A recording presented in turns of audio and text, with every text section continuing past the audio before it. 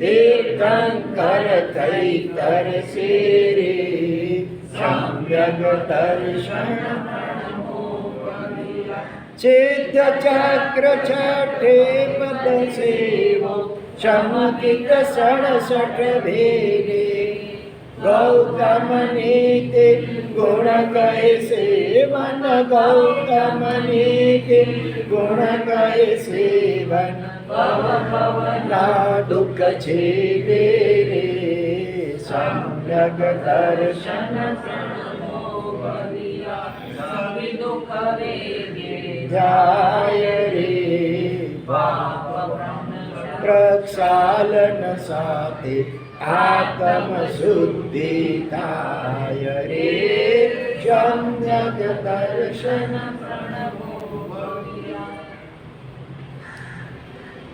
નવ પદમાં છઠ્ઠું પદ છે આજે સમ્યક દર્શન પદ. અગાઉ આપણે વિચારી ગયા કે નવે પદનો સંક્ષેપ કરવો હોય તો માત્ર 3 તત્વોમાં થાય. કયા 3 તત્વો રાજનભાઈ? નવ પદને આપણે શોર્ટમાં સમાવેશ કરવો હોય તો 3 તત્વોમાં થાય. રમણીકભાઈ કહેશો 3 તત્વ કયા? સંસાર સાગરથી આપણને તારનારા એવા 3 તત્વો. શું લગાવો આગળ? સુદેવ, સુગુરુ ને સુધર્મ. તો પહેલા 2 પદો દ્વારા સુદેવ તત્વની આરાધના કરી, અર્યંત ને સિદ્ધ, સાકાર ને નિરાકાર પરમાત્મા. આચાર્ય ઉપાધ્યાય સાધુ આ 3 પદો દ્વારા આપણે સુગુરુ તત્વની આરાધના કરી અને આજથી શરૂ થઈ રહેલા 4 પદો સમ્યક દર્શનદાન ચારિત્રનો તપ, એના દ્વારા સુધર્મ તત્વની વિશિષ્ટ આરાધના કરવાની છે. એક એક પદ અતિ મહત્વનું છે. 9માંથી 1ની પણ બાદબાકી કરીએ તો બાકીના 8 પદોનું કદાચ અસ્તિત્વ જ ન રહી શકે એવી વાત છે. બરાબર? 9માંથી 1 જાય તો શૂન્ય રહે. હા, અકબર બાદશાહના દરબારમાં એકવાર પ્રશ્ન પૂછાયો હતો કે 9માંથી 1 જાય તો કેટલા રહે? સ્વાભાવિક બધા તો 8 જ કહે ને, પણ સંતોષ વ્યક્ત ન કરાયો છે. એટલે બિરબલ સામે જવામાં આવ્યું. બિરબલે કહ્યું કે 9માંથી 1 જાય ને ત્યાં તો એમ હતું કે 27માંથી 9 જાય તો કેટલા રહે? તો બિરબલે કહ્યું શૂન્ય. બધાએ તો કહ્યું હતું કે કેટલા? 18. અકબરે બિરબલે કહ્યું કે શૂન્ય. કેવી રીતે? બોલો હવે કેટલાને ખ્યાલ છે કે 27માંથી 9 જાય તો શૂન્ય કેમ થઈ જાય આ જગતમાં? બોલ વીરકુમાર, બોલો.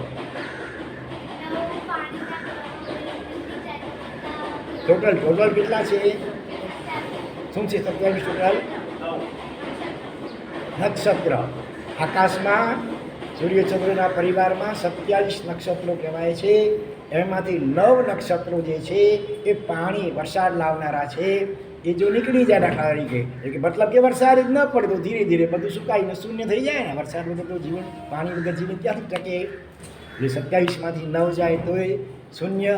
અને એવી જ રીતે 9માંથી 1 જાય તો એ શૂન્ય. આ 9 પદ, એમાંથી એક પણ પદની બાદબાકી કરો તો બાકીના પદોનું અસ્તિત્વ ન ટકે. દાખલા તરીકે હવે આજના સમ્યક દર્શનની અપેક્ષા વિચાર કરીએ તો સમ્યક દર્શન વિના પંચ પરમેષ્ઠીમાં વાસ્તવિક સ્થાન સંભવી શકતું નથી. સમ્યક દર્શન પાયો છે, પાયા વગર તો ઇમારત ન હોય એમ સમ્યક દર્શન વિના વેદ સાધુનો ભલે હોઈ શકે પણ વાસ્તવિક જે સાધુપણું કે સાધુતા કહેવાય, સાધુની જે દશા કહેવાય એ ન હોઈ શકે. એટલે સાધુ સાધી કહો પછી ઉપાધ્યાય આચાર્ય તો ક્યાંથી હોઈ શકે? અને અર્યન સિદ્ધ પણ બની શકાય નહીં. પાયામાં સમ્યક દર્શન ન હોય તો. હા, 9 પદમાં ઉપાસક તરીકે, 9 પદના ઉપાસક, શ્રમણોપાસક કહીએ છીએ ને, શ્રમણ સાધુની ઉપાસના કરનારા. હા, તો સાચું શ્રાવકપણું પણ આ સમ્યક દર્શન દાન ચારિત્ર તપ અમુક અંશે પણ હોય તો ઘટી શકે. ચોથા ગુણ સ્થાનક એ સમ્યક દર્શન હોય તો એને પદ તરીકે લીધું ને શ્રાવક તો 5મો ગુણ સ્થાનક. હા, પણ અહીંયા ગુણ તરીકે સમ્યક દર્શન. હા, એટલે સમ્યક દ્રષ્ટિ. શ્રાવક છે એ સમ્યક દ્રષ્ટિ છે, પણ એ પૂજનીય. કારણ અવિરતિમાં હોય ને ચોથા ગુણસાણી તો 5મામાં આપણે હજી કથોચિત અવિરતિ પડી છે. અહીંયા જૈન શાસનમાં સંપૂર્ણ પાપથી પ્રતિજ્ઞાપૂર્વક જે વિરામ લે જિંદગીભર માટે એને જ વંદનીય અને પૂજનીય તરીકે સ્થાન ગણ્યું છે. એ રીતે નવકારમાં કે નવપરમાં ડાયરેક્ટ નથી સ્થાન. પણ એ પંચપરમેઠી કે નવપદના ઉપાસક તરીકે એ શ્રાવકનું સ્થાન ચતુર્વિધ સંઘમાં જૈન શાસનમાં જરૂર છે. તો સમ્યક દર્શન વિના પંચપરમેષ્ઠીમાં સ્થાન ન સંભવી શકે. સમ્યક દર્શન વિના ગમે એટલું જ્ઞાન હોય, સમકિત વીણ નવપૂરવી અજ્ઞાની કહેવાય. સમકિત વીણ સંસારમાં અરહો પરહો અથડાય.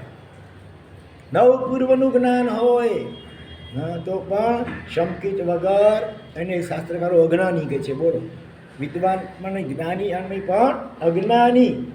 અત્યારે તો એકે પૂર્વ નથી, 14 પૂર્વ કશો 45 આગમ કોઈને કડકડાટ મોઢે ચાલતા હોય ભલે, એને ટીકાઓ બધી મોઢે કરી નાખી હોય ભલે, તો પણ જો સમ્યક દર્શન પાયામાં નથી તો એ જ્ઞાન પણ અજ્ઞાન સ્વરૂપ અથવા તો મિથ્યા જ્ઞાન સ્વરૂપ થઈ જાય.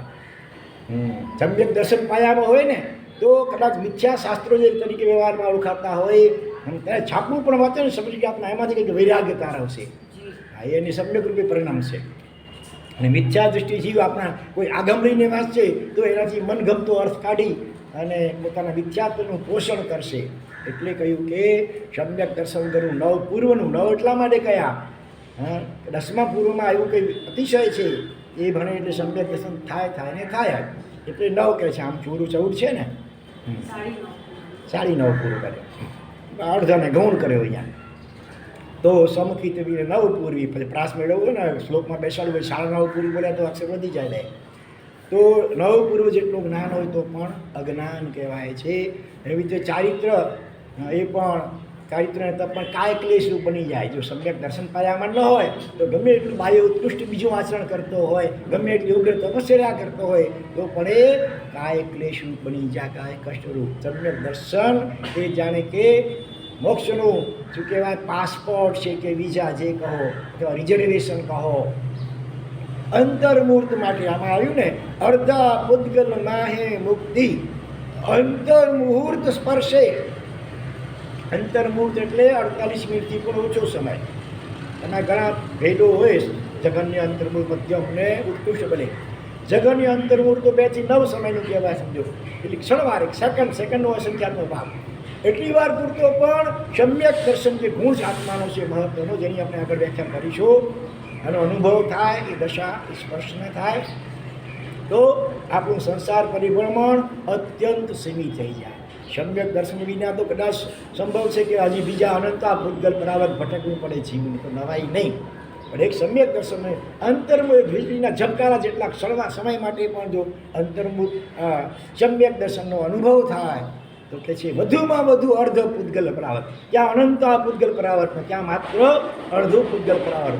એ પણ મેક્ઝિમમ, બાકી તો ગણતરીના ભવોમાં જ પ્રાય કરીને વિસ્તાર થઈ જાય આત્માનો. એવો અદ્ભુત મહિમા છે આ સમ્યક દર્શનનો. અભવી જીવ હોય ને, અભવ્ય, જેને કોઈ કાળે મોક્ષ થવાનો હોતો જ નથી, એવી એની કુદરતી જ અપાત્ર એવી સ્થિતિઓ છે આત્માની. અનંતકાળ પછી પણ ક્યારેય એનો મોક્ષ નહીં. આ દીક્ષા પણ લઈ લે, કેટલીક વાર આચાર્ય પદ સુધી પણ પહોંચી જાય દ્રવ્યથી, અને એવું બાહ્ય ચારિત્ર અણિશુદ્ધ પાડે કે જેના કારણે નવગ્રૈવેયકમાં ઉત્પન્ન થઈ જાય. અત્યારે આ કાળમાં તો નબળું સંગઠન છેવટું છે ને, ગમે એટલા ઉત્કૃષ્ટ કોઈ ચારિત્ર પાડનારા હશે ને, આચાર્ય ઉપાધ્યાય સાધુ સાધી, ગમે એટલા ત્યાગી તપસ્વી સંયમી, તો પણ વધુમાં વધુ કેટલા દેવલું જઈ શકે? વધુમાં વધુ 4 દેવલું જઈ શકે. બોલો, પણ જ્યારે પહેલું વિગેરે સંગણ હોય અને કદાચ કોઈ અભવી જીવ પણ એ પ્રથમ સંગણવાળા હોય ને ચારિત્ર લે, અને એને લક્ષ્ય છે મોક્ષનો નથી, લક્ષ્ય છે સ્વર્ગના સુખોનો, અને એને માટે પણ બધું નિરતિચાર ચારિત્ર પાડે, અને એ બાહ્ય નિરતિચાર ચારિત્રના પ્રભાવે કદાચ એ નવગ્રૈવેક સુધી પહોંચી શકે, તો એ પણ અનંતકાળ પછી પણ ક્યારેય એનો મોક્ષ શક્ય નથી. કારણ કે એ ક્યારેય પણ સમ્યક દર્શન પામી શકતા જ નથી હોતા. એવી અયોગ્યતા, અપાત્રતા હોય છે. કર્મોનું કારણ નથી, જીવ દળ એ આત્મદ્રવ્ય જેનું એવા પ્રકારનું અનાદિકાળથી પહેલેથી જ હોય છે. આપણે સમજવા માટે જો કે ઘણા મુદ્દાઓ છે, ટાઈમ આપણી હંમેશા ઓછો જ પડે છે, છતાં સંક્ષેપમાં કહી દઉં તો જેમ કે મગ હોય ને, મગ એમાં 2 પ્રકાર હોય છે. એક બહેનોને ખબર છે કોરડું મગ કહેવાય, કોરડું કંકટુક. એ ગમે એટલું તમે રાંધો ચૂલા ઉપર ઘરમાં ગરમ પાણીમાં તો પણ એ નરમ થાય જ નહીં, કઠણ ને કઠણ. હવે ઓલો આકાર બિલકુલ કલર બી એવો આકાર બી એવો મગ જેવો જ તો આ બેમાં ભેદ કેમ? અમુક મગ તરત જલ્દી સીજી જાય અને આને તમે ગમે એટલી વાર રાંધો તોય એ કઠણ નરમ થાય જ નહીં. એનું કારણ શું? નેચર, સ્વભાવ. બરાબર. બંધ્યા સ્ત્રીઓએ એ લગ્ન કરે એને સંધ્યા થાય જ નહીં, કારણ કે એનું સહજ શરીરનો ગુણધર્મ એવો છે. તો એ રીતે અભવ્ય જીવ હોય એનો કોઈ કાળે મોક્ષ ન થાય. અભવ્ય જીવ હોય એને તીર્થંકરના હાથની દીક્ષા ન મળે. દીક્ષા આમ લઈ શકે દીક્ષા, પણ તીર્થંકર કે ગણધરના હાથની દીક્ષા ઓટોમેટિક એવા સંજોગ હોય કે એ લઈ ન શકે. બરાબર. અને ભગવાનના હાથનું વર્ષિદાન ન મળી શકે ઓટોમેટિક. ભગવાન કંઈ ના નથી પાડતા, પણ એવા સ્થાને હોય કે ત્યાં આવી જ ન શકે, આવવાનું મન જ ન થાય એને. એટલે એવી અમુક બધી વસ્તુઓ છે. તો અભવ્ય જીવ ગમે એટલું માયે ચારિત્ર શુદ્ધ પાડે અને એના કારણે નવ દૈવેકમાં પહોંચી જાય, ભલે પુણ્ય ગમે એટલું બાંધે, પણ સમ્યક દર્શન નથી થતું.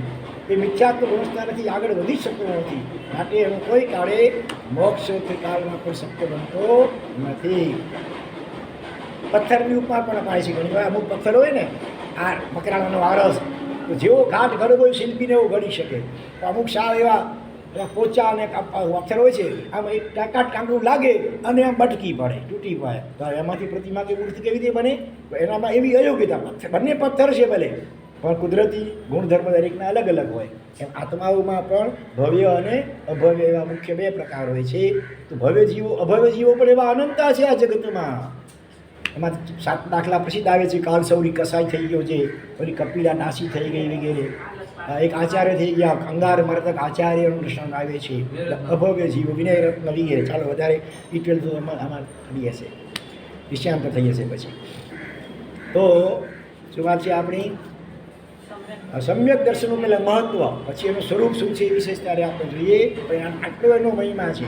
અંતર્મૂર્ત માટે પણ સ્પર્શના થઈ જાય તો વધુમાં વધુ અર્ધપૂતગલ પરાવર્ત, બાકી તો ગણતરીના ભવમાં જ એ આત્મા મોક્ષપામી બની જાય. એવો સમ્યક દર્શનનો મહિમા. સમ્યક દર્શનપૂર્વકનો ભલે સાવ થોડુંક જ જ્ઞાન હોય સામે તોય જ્ઞાની કહેવાય. હા, અષ્ટપ્રવચન માતા જેટલું માત્ર જ્ઞાન હોય, કદાચ લખતા વાંચતા અક્ષર જ્ઞાન ન પણ હોય, ક્યારે એવું પણ બને સહી કરતા ન આવડતું હોય, આમ અંગૂઠા છાપ હોય, પણ જો સમ્યક દર્શન હોય ને, શાસ્ત્રકાર એને જ્ઞાની કહે છે.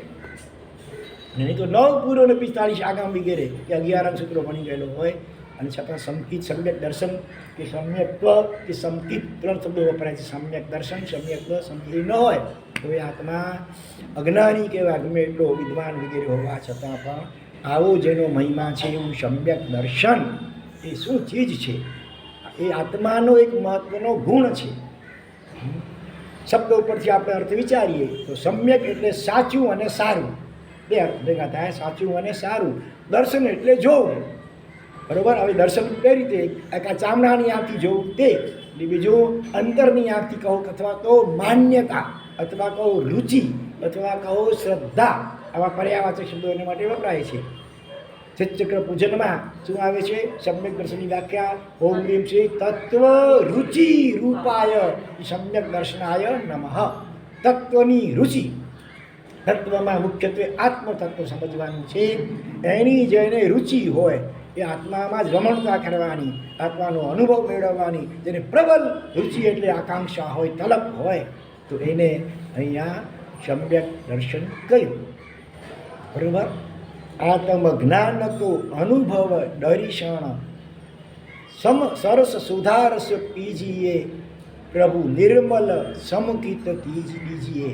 પૂજાની ઢાળમાં પદ્મવ્યજી મહારાજ કહે છે, નવપદની પૂજાની ઢાળમાં કે આત્મ જ્ઞાન કો અનુભવ દર્શન. દર્શન એટલે દર્શન, સમ્યક દર્શન કોને કહેવાય? આત્મ જ્ઞાન કો અનુભવ.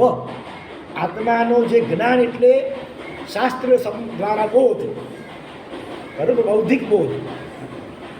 એનું જ્યારે પ્રેક્ટિકલ સાધના દ્વારા અનુભવ થાય, એક્સપિરિયન્સ. સમ્યક દર્શન એટલે અનુભવ છે, અનુભવ દશા. કોનો અનુભવ? આત્માના અનુભવની દશા.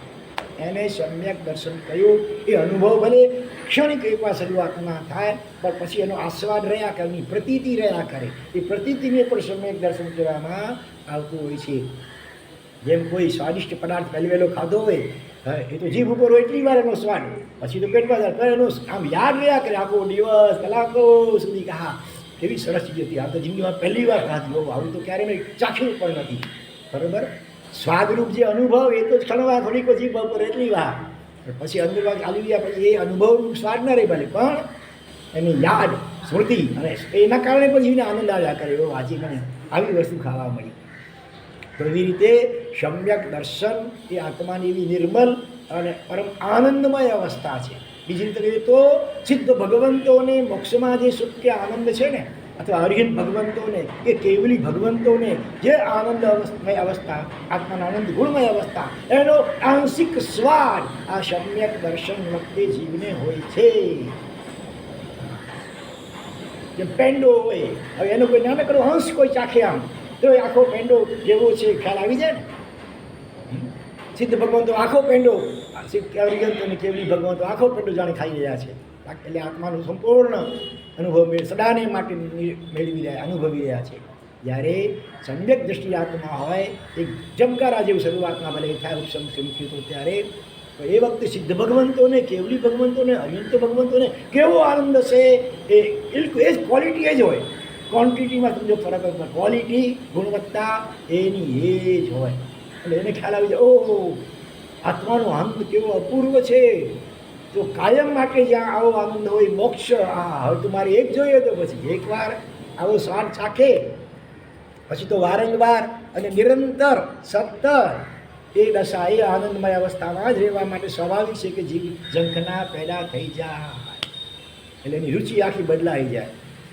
પહેલાં જે સંસાર અને વિષયો તરફ ને ભોગો તરફ એનું ચિત્તવૃત્તિ દોડતી હતી, એમાં એને સુખની જે ભ્રાંતિ થતી હતી, સાચા સુખનો સ્વાદ સમ્યક દર્શન દ્વારા ચાખવા મળી ગયો, સત્ય સમજાઈ ગયું. એટલે હવે સહજપણે રુચિ એની અંતર્મુખ રહ્યા કરે વારંવાર એ આસ્વાદ મેળવવા માટે. કોઈ કન્યા હોય, 25 વર્ષની કન્યા સમજો ને લગ્ન થયા છે, હવે લગ્ન શું કદાચ હજી લગ્ન બાકીને વેવિશાળ સંબંધ, સગાઈ થઈ ગઈ છે, તો પણ ચાંદલા વિધિ થઈ દસ્તમેથી અને તરત કેટલું બધું ચેન્જ આવી જાય. હવે એને અંદરમાં શું થઈ જાય, કોઈ પૂછે તો એવો જવાબ આપે, તારું ઘર કે કયું કે ક્યાં ગામ કયું. હવે પતિનું ગામ હશે એ પોતાનું ગામ કહે છે, પતિનું ઘર એ પોતાનું ઘર તરીકે કહેશે. 25 વર્ષ સુધી જે મા બાપની સાથે રહી અને પોતાના નામની પાછળ પિતાનું નામ લખાવતી હતી, પણ હવે નામ કયું લખાવશે, પતિનું નામ લખાવશે. પતિનું જે ગામ એ પોતાનું ગામ, પતિનું ઘર એ પોતાનું ઘર. જરાક વારમાં જરાક આટલી વિધિ બદલાઈ ગયું. તો એવી રીતે સમ્યક દર્શન થાય એટલે સમજાઈ જાય કે મારું ઘર આ સંસાર નહીં, સંસાર ભાડાનું ઘર લાગે. અને સાચું પોતાનું ઘર સિદ્ધ શિલા કહો કે પોતાનું શુદ્ધ આત્મા, એ એનું પોતાનું ઘર કહો કે પોતાનું વર કહો કે પોતાનું સ્વરૂપ કહો, જે કહો તે એ લાગે. હવે એટલે આખી રુચિમાં ધર્મૂળથી પરિવર્તન આવી જાય. પહેલાં રુચિ સંસારની વિષયોની ભોગોની હતી, હવે એ આત્માનો આનંદ એને માણવાની તીવ્ર રુચિ એને તલબ જાગી જાય. એને સમ્યક દર્શન, સાચું દર્શન. અત્યાર સુધી શરીરને જીવ પોતાની જાત માનતો હતો, શરીરને મળેલું નામ અને એનું જે રોગ એને પોતાની જાત માનતો હતો. હવે ખ્યાલમાં આવી ગયો, ઓહો હું તો શરીરથી તદ્દન જુદો છું. શરીરથી રહી, ઇન્દ્રિયોથી પણ, મનથી પણ, બુદ્ધિથી પણ, ચિત્તથી પણ, અહંકારથી, આ બધા બાહ્ય અને આંતરકરણો છે.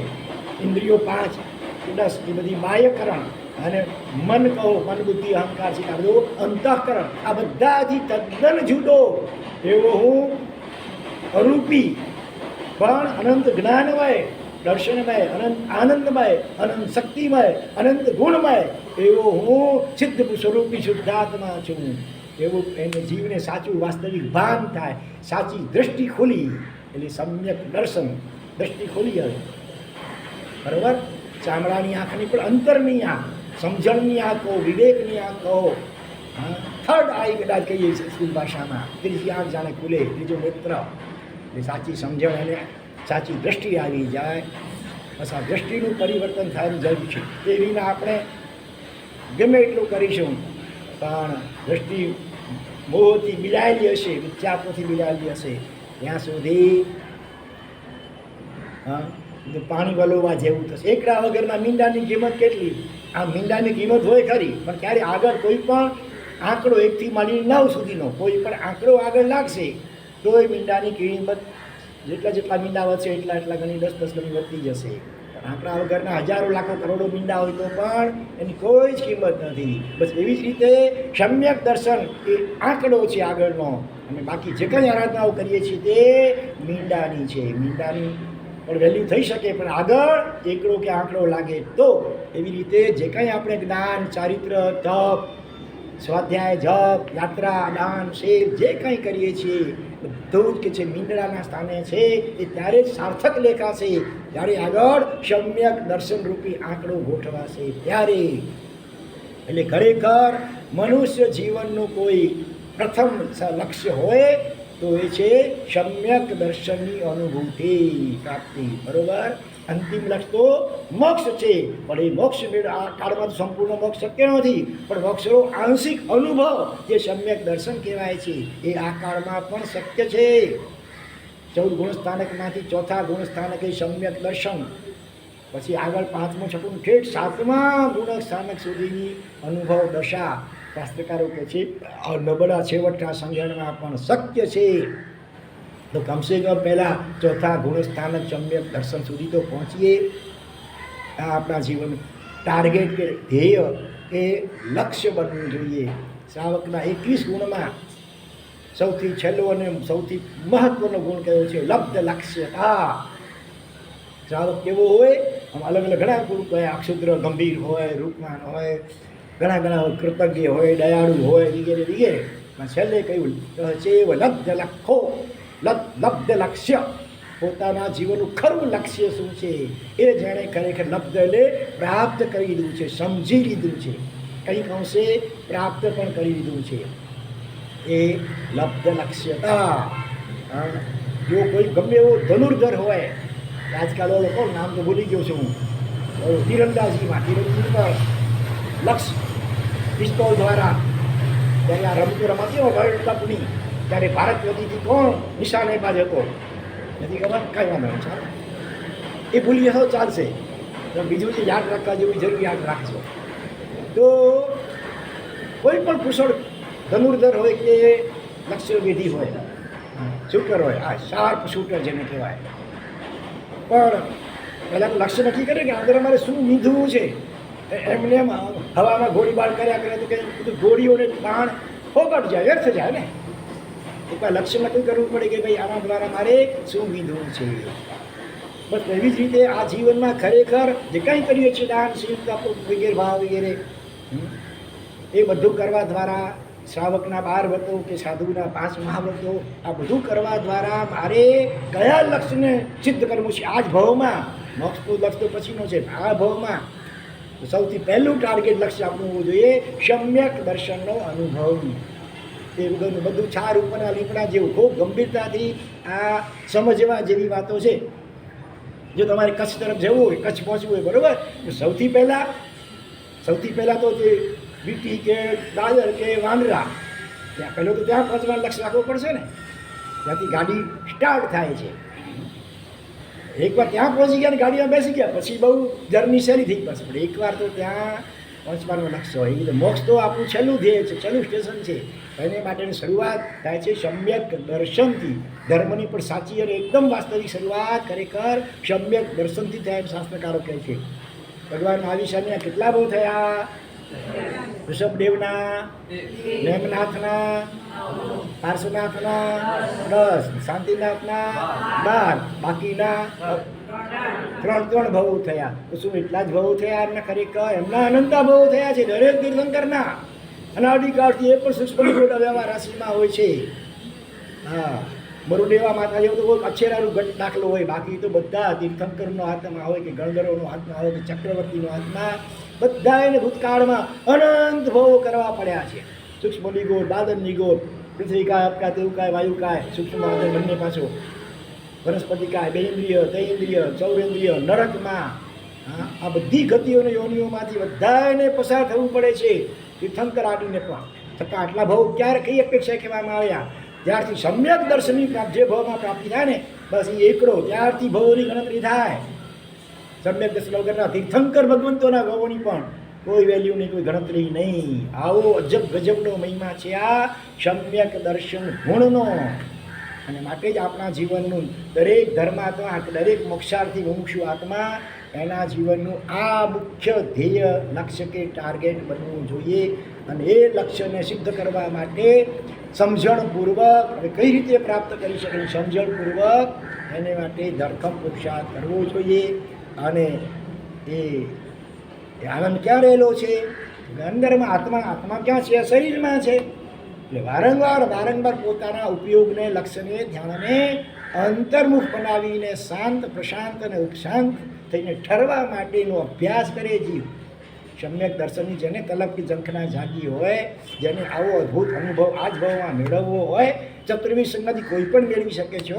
એને માટે નથી કે સાદી મળી શકે કે હિમાલયની ગુફામાં કે ગિરનારની ગુફામાં જઈને આમ બેસે વર્ષો સુધી તો જ નહીં, એવું નથી એકાંતે.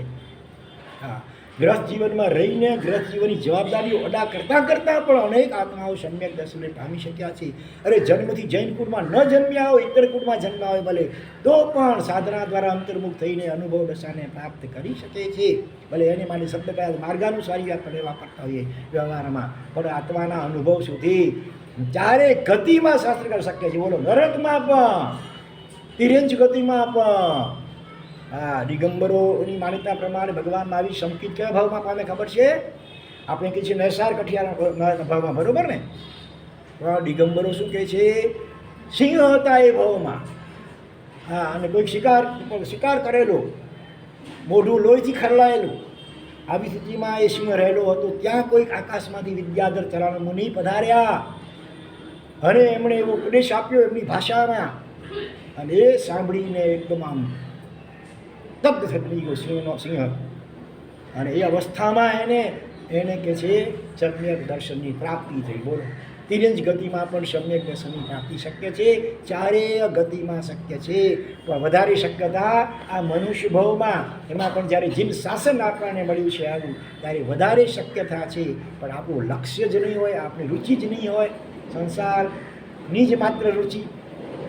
આટલા વર્ષો સંસારમાં વિતાવ્યા તમે લોકોએ, બરોબર ને? હા, છતાં તૃપ્તિ થઈ, પણ અનુભવથી જ લાગવું જોઈએ કે એ જીવ તે પાણી જ વલોવ્યું. શાસ્ત્રકારો તો કહે છે ભલે, પણ તમે તમારા અનુભવનો વિચાર કરો ને. આટલા વર્ષો જે કાંઈ વીત્યા, 40, 50, 60, 70 વર્ષો વીતવા આવ્યા, કંઈ સાચું સુખ મળ્યું, સાચી તૃપ્તિ થઈ ભાઈ? કેટલું ખાધું, કેટલું પીધું, કેટલું ભોગવ્યું, કેટલું જોયું, હર્યા ફર્યા રખડ્યા. હા, ફોરેન જઈ આવ્યા, ચાઇના જઈ આવ્યા, સિંગાપોર ને મલેશિયા ને ક્યાંની ટૂર કરી આવ્યા, બરોબર? તો છે કંઈ હજી કે તૃપ્તિ? એવા ને એવા ખાલી ખમ.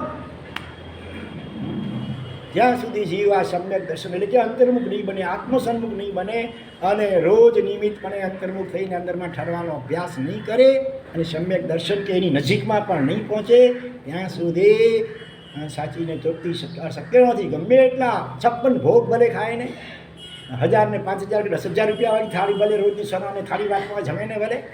આજકાલ લગ્નમાં તો 1000 રૂપિયાની ડીશો પણ હોય છે ને. 1000 શું 10,000 કે લાખ રૂપિયાની ડીશ તું ખાને ભલે, ચક્રવર્તીના ભોજન કરી આવ્યો કરને ભલે તું.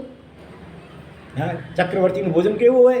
લાખ ગાય હોય ને, સમજો, પહેલી ગાયનું બીજીને ત્રીજીને ચોથીને એમ કરતા ને લાખની ગાય જે હોય. અને ગાય પણ પાછી પ્યોર, આ જર્સી ગાય તમે નહીં, એકદમ પ્યોર ક્વોલિટીની, ગીરની કે કાંકરીની, કેમ? અને એનું દૂધ એના એ કેટલું ઉકાળે, કેટલા મસાલા નાખી કરીને, અને એ ચક્રવર્તીને એની પટરાણી વાપરે. એવા ભોજન તું ભલે ને કર, તો એવા ચક્રવર્તીઓ 7મી નરકમાં છે. આજે કહું શુભમ ચક્રવર્તી, બ્રહ્મદત્ત ચક્રવર્તી, બોલો, હજારો દેવતા જેના બોડીગાર્ડ હતા. 84 લાખ હાથી વર્ષની સમકળનું પાયદળ સૈન્ય હતું આટલું જેનું વિશાળ, 14 રત્નો ને 9 નિધાન ને 32,000 દેશોનું આધિપત્ય ને કેટલું હોય. છતાં આજે નરકમાં સબળે છે, 7મી નરકમાં પાછા. એટલે જ્યાં સુધી જીવ અને સંતકુમાર ચક્રવર્તી દેવતા ઇન્દ્ર જાણે પ્રશંસા કરી રૂપની, પણ જ્યારે એ પણ રૂપની ક્ષણિકતા સમજાઈ ગઈ પ્રયોગ દ્વારા, એટલે બધું છોડ્યું. રાજપાટ ચક્રવર્તી પણ, અંતપુર રાણીઓ 1 લાખ ને કેટલી 92,000 જેટલી તો આ રાણીઓ કહેવાય છે એની હોય, બધું છોડી. સમજાઈ ગયું કે આમાં સાચું સુખ નથી, આ જંજાર છે, ઉપાધિ છે. જેટલો પરિગ્રહ વધારે એટલું એને સંભાળવાનું, સાચવવાનું ટેન્શન વધારે. હા, નિષ્પરિગ્રહ એટલો હળવા ફૂલ. બધું છોડી કરીને અંદરમાં ઠર્યા, ત્યારે સાચા સુખનો અનુભવ એ પામી શક્યા. તો આવું સમ્યક દર્શન, આત્મજ્ઞાન કો અનુભવ, આ ગુરુગમથી પહેલાં આત્માનું સ્વરૂપ કેવું છે એ પહેલાં સમજે. જ્ઞાન એટલે અનુભવાત્મક જ્ઞાન, બૌદ્ધિક જ્ઞાન કહો કે શાસ્ત્રીય જ્ઞાન કહો કે ગુરુનો ઉપદેશ પોતાની બેડે વાંચીએ એની એટલી અસર ન થાય, પણ એવા વિશિષ્ટ ગીતાર્થ અનુભવી સદગુરુના શ્રી મુખેથી જ્યારે જીવ આત્માના સ્વરૂપનું શ્રવણ કરે કે આત્માના ગુણો કેવા છે, આવું અનંત કેવળ જ્ઞાન, અનંત કેવળ દર્શન, આનંદ, અનંત શક્તિ વગેરે ગુણમય આત્મા છે જેને આપણે બધા ઝંખીએ છીએ. નાસ્તિક પણ નાસ્તિક હોય ને, આખરે એને પણ જ્ઞાન, આનંદ ને શક્તિ કોને નથી જોઈતા? આજે બોલો, સવારે પડે ને કેમ તમે મોબાઈલ નથી જોવો છો ને ટીવીમાં સમાચારની વિશે કેમ આમ કરો? તમને જિજ્ઞાસા છે જાણવાની ક્યાં શું થયું, શું થયું, શું થયું.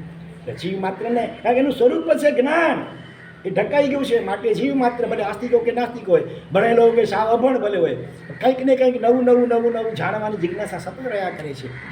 પછી છાપા દ્વારા, ટીવી દ્વારા, મોબાઈલ દ્વારા, ઇન્ટરનેટ દ્વારા, એ પૂછપરછ દ્વારા પણ નવું નવું જાણવા માટે સતત દરેક જીવને જંખના ખાય છે. કારણ કે કેવળ જ્ઞાનમય એનું મૂળ સ્વરૂપ ત્યારે દબાયેલું છે, એ પ્રગટ થવા ઈચ્છી રહ્યું છે. જાણે કે દરેક જીવ માત્ર એને આનંદ જોઈએ છે, બરાબર ને? આસ્તિકો કે નાસ્તિકો હોય, ગરીબો કે શ્રીમંત હોય, ભણેલો કે અભણ હોય, હા, કે ભલે આતંકવાદી હોય, આખર શા માટે બધું કરે છે પ્રવૃત્તિ? અને માનેલું કલ્પેલું કોઈક આભાસિક જે સુખ કે આનંદ મજા એને મેળવવા માટે કરે છે. જીવ માત્ર આનંદ ઝંકે છે. પછી સાધુ હોય કે સંન્યાસી કે એને સંસારી જીવ હોય, કારણ કે આનંદ, પરમ આનંદમય એનું મૂળ સ્વરૂપ છે. અત્યારે દબાયેલું છે દોષો દ્વારા, વાસનાઓ દ્વારા, વિકારો દ્વારા, પણ અંદરમાં દરેક પદાર્થ પોતપોતાના અસલી સ્વભાવમાં રહેવા માટે હંમેશા પ્રયત્નશીલ હોય.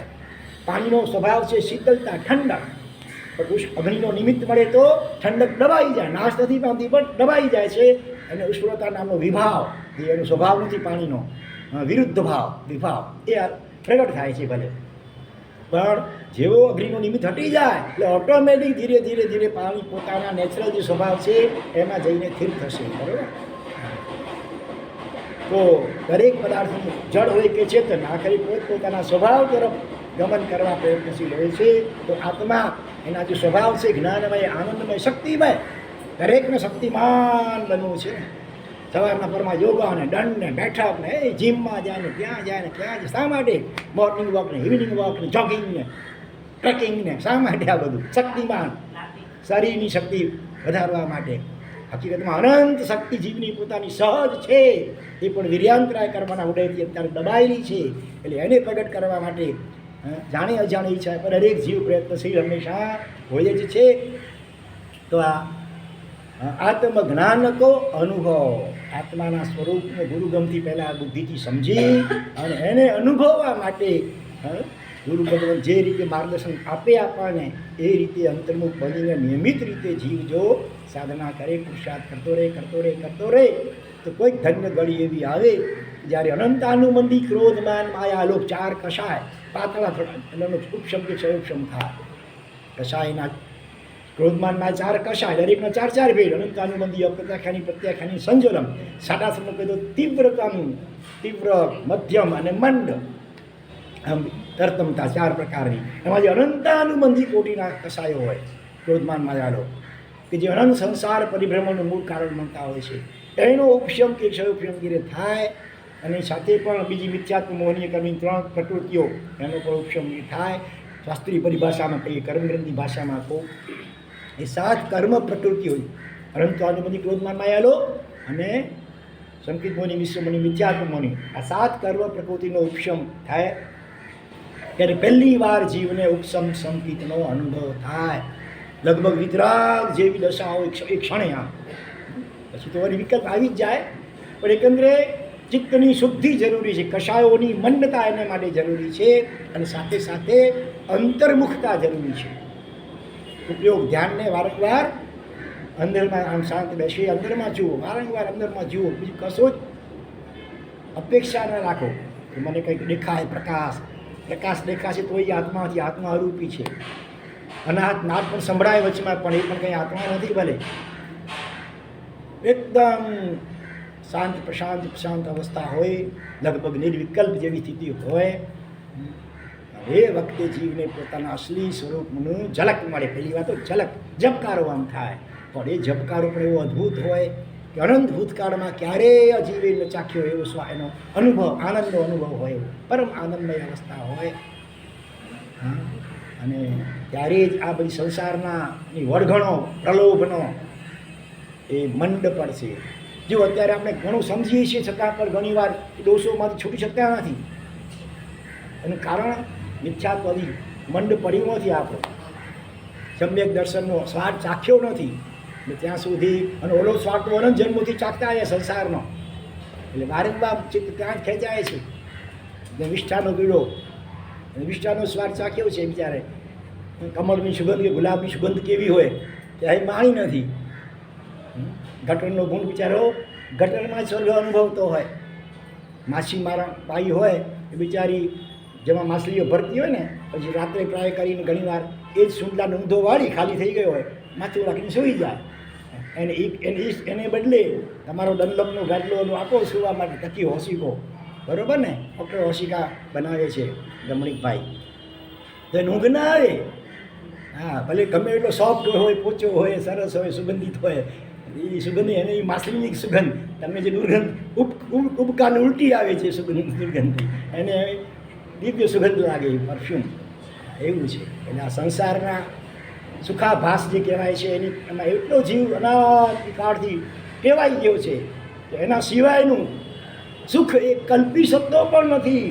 કે જ્યાં ખાવા પીવાનું ન હોય, પહેરવાનું ન હોય, હરવા ફરવાનું હોય, બોલવા ચાલવાનું હોય, કશું ખરું ટીવીની કોઈ નહીં, ત્યાં વળી સુખ એવી તો હોઈ શકે એ કલ્પી પણ શકતો નથી. પણ નાનીઓ કહે છે આત્માના અસંખ્ય પ્રદેશો, પ્રત્યેક પ્રદેશમાં અનંત આનંદ સમાયેલો છે, પણ આ રાગદ્વેષ મોહ કહો, કષાય કહો, વાસનાઓ કહો, એના કારણે ચિત્તવૃત્તિ એટલી બધી મલિન બનેલી છે કે એનો અનુભવ થતો નથી. આકાશમાં ઘનઘોર વાદળા ચોમાસામાં છવાઈ ગયા હોય, આકાશમાં સૂર્ય તો ભલે 16 કળાએ ખીલેલો હોય, હજારો કિરણોથી ખીલેલો હોય, પણ નીચે આપણને અનુભવ થાય નહીં આ વાદળાઓના કારણે.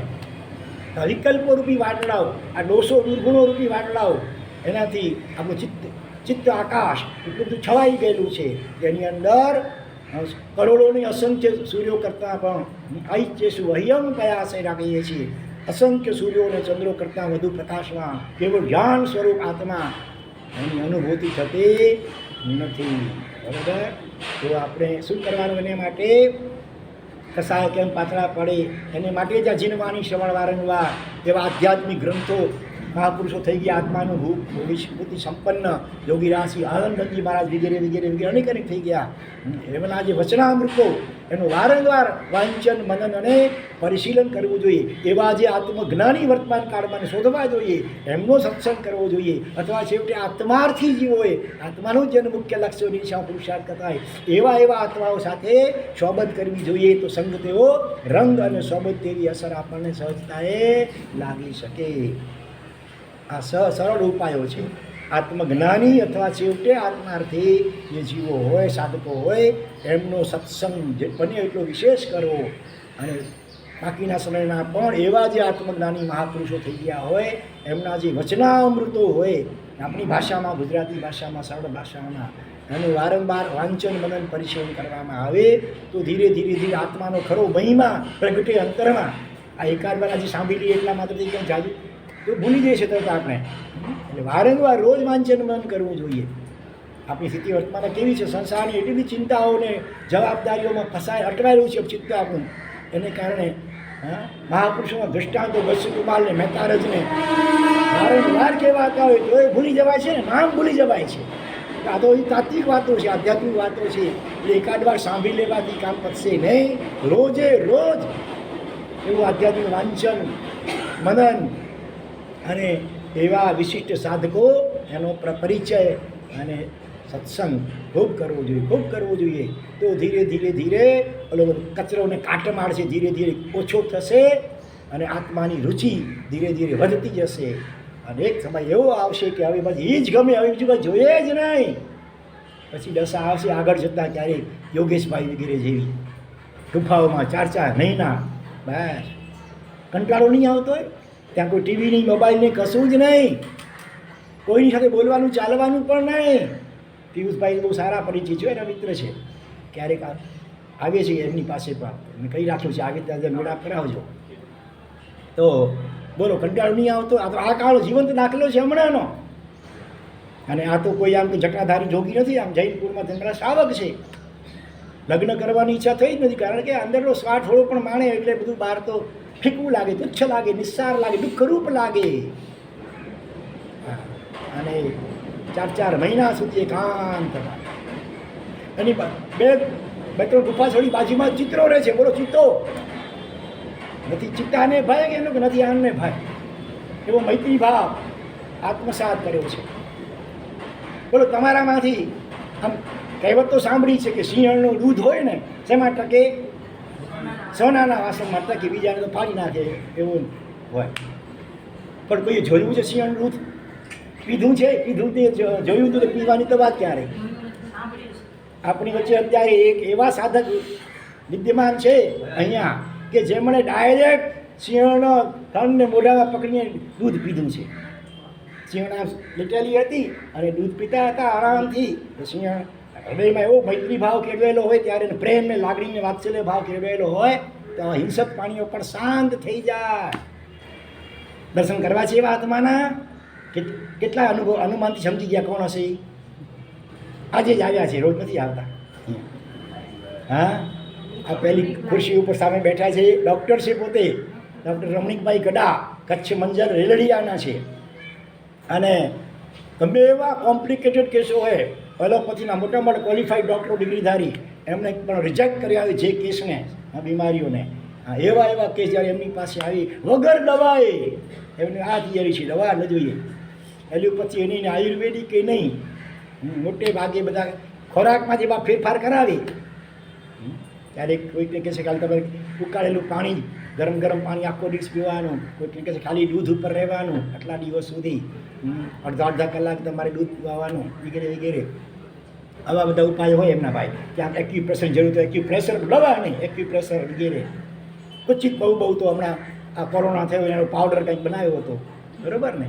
એ બધું આ ઘરગથ્થુ ચીજો કે આયુર્વેદિક આ બધી. પણ એલોપેથી તો બિલકુલ નહીં, એલોપેથીનો હોમિયોપેથિક પણ નહીં. બનતા સુધી તો દવા જ ન, કોઈ પણ દવા વગર જ મુખ્ય પહેલેની છે. અને ક્વચિત જરૂર પડે તો આવા નિર્દોષ જે એકદમ ઘરગથ્થુ ઉપાય કહું કે કુદરતી નેચરલી જે હોય બસ એની વાત. બાકી તો ક્યાંક સ્વમૂત્ર પીવાની વાત પણ હોય, શિવાંબુ. અને એવા હજારો રૂપિયા લાખો કેસોને એમને ક્યોર કર્યા છે ખરેખર. તો મને ખબર નહોતી આજે આવવાના છે, કદાચ મહાત્માએ કોઈક રીતે બોલાવ્યા હશે ને આવી ગયા, મને ખબર નહોતી. હા, ખરેખર તો એમનો આખો પ્રોગ્રામ સાંભળવા જેવો છે. 3 દિવસથી શિબિર કરાવવા જેવી છે ક્યારેક તો ખરેખર. 2 વર્ષ પહેલાં તો દેવલાલી ચોમાસું, ત્યારે પહેલાં એક દિવસ તો બોલાવેલા ને આવેલા, અને આખું વક્તવ્ય એમ 1.5 કલાકનું વક્તવ્ય આપ્યું કે દવા વગર કેમ બીમાર કેમ પડીએ છીએ, બીમાર ન પડીએ એને માટે શું કરવું જોઈએ, છતાં કોઈ બીમારી આવી ગઈ હોય તો વગર દવાએ પણ કેમ થઈ શકે છે, વગેરે વાતો ઉપર એમણે ઘણું સારું એવું વક્તવ્ય આપ્યું. પછી ત્યાં સંઘના અગ્રણીઓને ખૂબ ગમ્યું, ભાવના થઈ, અને વળી થોડા દિવસ પછી 3 દિવસની એમની ત્યાં કેમ્પ પેલી શિબિર ગોઠવી હતી. અહીંયા પણ તમે કરવું હોય તો હવે વિચારી લેજો આવું કંઈક. હા, બરાબર ને? તો નજીકમાં છે, પાછું ગોરેગામ રહે છે, પોતે ગોરેગામ ઈસ્ટની અંદર. હા, તો શું વાત આપણી ચાલતી? તે સિંહણનું દૂધ. બોલો, એટલે સમ્યક દર્શન આવે ને એટલે આત્માનો જળને ચેતનની ભિન્નતાનો અનુભવ થાય, એટલે પછી મૃત્યુનો ભય ટળી જાય. મૃત્યુ મરી ગયું રે લોલ, અબ હમ અમર ભય ન મરેંગે. આનંદબંધ યોગીરા થઈ ગયા ને, સ્વાન વાઈસ પૂરું નથી થયું, અત્યારે છે શરીરનું જીવ નથી ને. હા, અમર એવું આત્મતત્વ પોતે છે, એનો અનુભવ, આંશિક અનુભવ ભલે પણ કર્યો, ત્યાં એવી ખુમારીને આવી જાય અને મૃત્યુનો ભય જડમૂળથી નીકળી જાય. યાદ કરો પેલા મનસૂરને, અનલહ હમ બ્રહ્માસ્મી, હું ભગવાન છું, હું ખુદા છું. મુસલમાનો વિફર્યા. હા, રાજાને પાસે ફરિયાદ કરી, ઘણી ધમકીઓ અપાય, છેવટે હાથ કપાયા, પગ કપાયા, નાક કપાયા, કાન કપાયા, તો પણ કે છે અનલખ અહમ બ્રહ્માસ્મી, હું ભગવાન, હું ખુદા છું. ખુદાઈનો અનુભવ કર્યો હતો એમણે અંદર. મનસૂર નામે એક સાધક થઈ ગયા, સૂફી સાધક મનસૂર. હા, અને છેલ્લે ડોકું કપાઈ ગયું તોય ના, મૃત્યુનો ભય નીકળી જાય જડમૂળથી. સમજે છે ને? આજે કપાય છે, છેડાય છે, ભેડાય છે, એવું નથી. એ શરીર છે, શરીર એવું નથી, અને શરીરે મારું પણ નથી, એ કાયમ રહેવાનું પણ નથી. હું તો અજર અમર અવિનાશી સચિત રે આનંદ ઘન એવો આત્મા છું, એવું અનુભવ્યું હોય એટલે પછી બિલકુલ ભય નીકળી જાય. મૃત્યુ મોટું ભય તો જીવને મૃત્યુનો ભય છે, હવે એ જ નીકળી જાય, મૃત્યુ જ મરી જાય, મોતનું મોત થઈ જાય. અલ્પ ભવોમાં કાયમને માટે અમર અવસ્થા, સિદ્ધ અવસ્થા એનું રિઝર્વેશન થઈ જાય એવું અદ્ભુત આ ગુણ છે સમ્યક દર્શન. ઘણી રીતે ઘણું આમાં વિચારી શકાય, તો આપણી પાસે સમયની મર્યાદા છે. એટલે આ થયું નિશ્ચય સમ્યક દર્શનની વાત. પારમાર્થિક સમ્યક દર્શન આને કહેવાય. તો તમે કહેશો મારે અમે તો સમ્યક દર્શન કે સમકીત કે સમ્યક તો વ્યાખ્યા આમ સાંભળી છે ને, સુદેવ સુગુરુ સુધર્મ ઉપરની શ્રદ્ધા. તો એ વ્યાખ્યાને અને આને કંઈક કનેક્શન ખરું? અહીંયા તમે કહ્યું કે આત્માનો અનુભવપૂર્વકની પ્રતીતિ આત્માની એ સમ્યક દર્શન, અથવા તો આત્માના અનુભવમાં રહેવાની તીવ્ર રુચિ તલા એની તમે કહો છો સમ્યક કે સમ્યક દર્શન. અને ઓલી બાજુ તો આવે છે સુદેવ ગુરુ ઉપર શ્રદ્ધા, અથવા જીન વચન ઉપર શ્રદ્ધા, અથવા તત્વાદ શ્રદ્ધાનમ સમ્યક દર્શનમ. તત્વ અને એના અર્થ ઉપર જે શ્રદ્ધા, ભગવાને જે નવ તત્વો બતાવ્યા, જીવ અજીવ પુણ્ય પાપ આશ્રય સામ્ય નિદ્રા બંને મોક્ષ, આ નવ તત્વો એના ઉપરની શ્રદ્ધા. પણ એ શ્રદ્ધા કેવી હોવી જોઈએ? તાત્વિક શ્રદ્ધા. અને નવે તત્વોમાં મૂળ તો પાછો છે આત્મતત્વ, જીવ તત્વ પહેલો જે આપણે પોતે છીએ. બાકીના તત્વોની પણ સમજણ એટલા જ માટે મેળવવાની છે કે આપણે કઈ રીતે આપણા આ સ્વરૂપને ઢાંકનાર કોણ છે, અનુભવમાં બાધારૂપ કોણ બને છે, પાપ તત્વ બને છે, આશ્રય તત્વ બને છે, એને કેમ અટકાવવું, સંવર બંધાઈ ગયેલા કર્મોને કેમ ખપાવવા, નિજરા તત્વ, બરોબર. અને જળ પદાર્થો પરની રાગ આસક્તિને કારણે આ બધા કર્મો બંધાય છે. તો એટલા માટે આ બાકીના તત્વોને સમજવાના છે. મૂળ તો આત્મતત્વને પામવાનું છે. નવાનામ અપી તત્વાનામ જ્ઞાનમ આત્મ પ્રસિદ્ધયે. જે નવ તત્વો કયા છે એનું જ્ઞાન, એની સમજણ, એનું બોધ શા માટે મેળવવાનું છે? આત્મ પ્રસિદ્ધિ માટે. એટલે કે આત્માની પ્રસિદ્ધિ જાહેરાત નહીં, પ્રકૃષ્ટ સિદ્ધિ એટલે અનુભવ, એક્સપિરિયન્સ. આત્માના અનુભવ દશા સુધી પહોંચવા માટે આ બધા બાકીના તત્વોને પણ એ દ્રષ્ટિ સમજવાના છે. બાકી ખાલી એના ભેદ પ્રભેદ ગોખી જઈએ, જીવના આત્મા ભેદ, અજીવના આટલા આશ્રમના સંવરના બંધના, એટલામાંથી કે સમ્યક દર્શનની પ્રાપ્તિ કે મોક્ષ થઈ શકે નહીં. પણ આત્મા કઈ રીતે બંધાયો છે, સનાસના બંધનોથી કઈ રીતે છૂટી શકાય અને કઈ રીતે આત્માના અનુભવ સુધી પહોંચી શકાય, એ રીતે નવ તત્વોની સમજણ ગુરુગમથી મેળવેલી હોય તો જીવ સમ્યક દર્શન સુધી પહોંચી શકે. તો આ થયું. હા, એટલે મુખ્ય બે ભેદ કહીએ આપણે, એક નિશ્ચય સંકિત અને બીજો વ્યવહાર સંકિત. નિશ્ચય સંકિત એટલે આત્માના અનુભવપૂર્વકની પ્રતીતિ, બરોબર. આ નિશ્ચય સંકિત કે પારમાર્થ સિદ્ધિ, એ દશા સુધી પહોંચવા માટે એના પાયા તરીકે વ્યવહાર સંકિત આપણું મજબૂત હોવું જોઈએ. બિલ્ડિંગ મોટી બાંધી હોય 50-100 માળની, તો પાયો કેટલો મજબૂત જોઈએ? પહેલાં ફાઉન્ડેશનની ગડબડ હોય તો એમાં બંધાય નહીં, કાં થાય તો પડતા વાર ન લાગે. તો પાયો છે વ્યવહાર સંકિત. અને એનો વિસ્તારથી તમારી વિગત સમજવી હોય તો મહોપાધ્યાસી યશોવિજયજી મહારાજે સંકિત 67ની ગુજરાતીમાં સજ્જાય બનાવી છે. 67 ભેદ પ્રભેદ બધા અલગ અલગ એંગલથી સમ્યક્તની, વ્યવહાર સમ્યક્તની મુખ્યત્વે ત્યાં વિચારણા કરી છે. નિશ્ચય સમ્યક્તની વાત પણ છે એમાં, મુખ્યત્વે વ્યવહાર સંકિતના 67 ભેદ પ્રભેદ એ બધું વિગતવાર સમજવું જોઈએ. એને માટેના ગુજરાતી ભાષા વિવેચનના પુસ્તક, વ્યાખ્યાનના પુસ્તક પણ મળે છે, નર્સના પુસ્તક મળે છે, પણ વાંચવાની જિજ્ઞાસા જોઈએ, પહેલાં તો પ્રબળ આકાંક્ષા જોઈએ. એટલે એ રીતે વ્યવહાર સંકિતના 3 લિંગ કયા, સંકિતના 5 લક્ષણ કયા, સંકિતની 3 શુદ્ધિ કઈ કઈ, મનવચન કાયાની શુદ્ધિ શું એની શું વ્યાખ્યાઓ છે, સમ્યક્તના 8 આધારો કયા, સમ્યક જેનાથી સંકિત દીપે એના 5 આભૂષણ કયા, વગેરે વગેરે. 10 પ્રકારનો વિનય, સમ્યક દ્રષ્ટિ આત્મા કેવો તેનો કેવી રીતે કરે, વગેરે વગેરે. અને 8 પ્રકારના પ્રભાવક સમ્યક દ્રષ્ટિ આત્મા પછી શાસનની પ્રભાવના સહજતાએ થાય એનાથી. અને એની કરુણા ઉભરાય, આવો આનંદ દરેકમાં રહેલો છે. છતાં બિચારા જીવો કેવા દુઃખી થઈ રહ્યા છે બહિર્મુખ ભટકીને. એ બધા જીવોને પણ આવી સમજણ મળે તો કેવું સારું. બધા જીવો સમ્યક દર્શન જલ્દી પામે તો કેવું સારું. એ કરુણા ઉભરાય. સહેજે એવા જે યોગ્ય જીવો હોય ને એ ઓટોમેટિક એના તરફ આકર્ષાય અને એમને પછી એ કરુણા ભાવથી ને પ્રેમ ભાવ, વાત્સલ્ય ભાવથી બધું માર્ગદર્શન આપે. દીવામાંથી દીવો પ્રગટે જેમ, એવી રીતે એક સમ્યકમાંથી બીજા અનેક સમ્યક યુવાઓ પ્રગટે. તો એ વ્યવહાર સંકિત, સુદેવ સુગુરુનું સુધર્મ એનું સ્વરૂપ સમજી એમના ઉપર અનન્ય સમર્પણ ભાવ, ખૂબ વિશિષ્ટ ભક્તિને અહોભાવ જાગશે જ્યારે પરમેશ્વરી ભગવંતો પ્રત્યે, સુદેવ શું ગુરુ તત્વ પ્રત્યે, ત્યારે ચિત્તવૃત્તિ નિર્મલ થશે, કસાયો પાતળા પડશે અને એમની કૃપા અને કરુણાથી કોઈ ધન્ય ક્ષણે ચિત્તવૃત્તિ નિર્વિકલ્પ બનશે અને જીવને પારમાર્થિક સમ્યક દર્શન, જે પંચ પરમેશ્વરી જેવું આપનું સ્વરૂપ છે એની અનુભૂતિ પ્રગટ થશે. પોતાની મેળે પ્રયત્ન કરશું તો માથા પછાડી મરી જશું, અનંત કાળ વીતી જશે તોય કદાચ જલ્દી થાય કે ન પણ થાય. પણ આવા સમ્ય જે આત્મામાં રમી રહ્યા છે પંચ પરમેશ્વરી ભગવંતો, એની આત્મા સમર્પિત કરી દઈશું, એની આજ્ઞા પ્રમાણે, માર્ગદર્શન પ્રમાણે જીવન જીવીશું, સાધના કરશું તો બહુ સહેલાઈથી જલ્દીથી સમ્યક દર્શન સુધી પહોંચી શકીશું.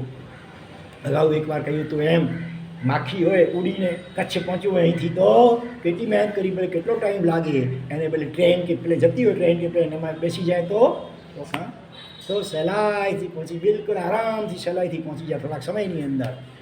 એવી રીતે જ્ઞાનીના શરણે રહીએ, આત્મજ્ઞાનીના શરણે રહેવામાં આવે, એની આજ્ઞા મુજબ જીવવામાં આવે, એની પ્રસન્નતા કેમ રહે આપણા પ્રત્યે, બસ એ રીતે જીવન જીવવામાં આવે તો બહુ સહજતાથી, સરળતાથી, સહેલાઈથી અને અલ્પ સમયમાં જીવ સમ્યક દર્શન પામી જાય. જેમ પ્રગટેલા દીપકમાંથી બુઝાયો દીપક સહેલાઈથી પ્રગટી શકે.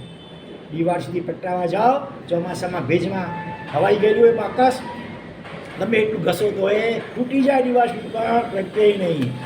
ત્યારે બાજુમાં બીજો દિવસ પ્રગટતો હોય દીપક કનેક્શન જોડી દો, સહેલાઈથી પ્રગટી જાય. તો એવું છે.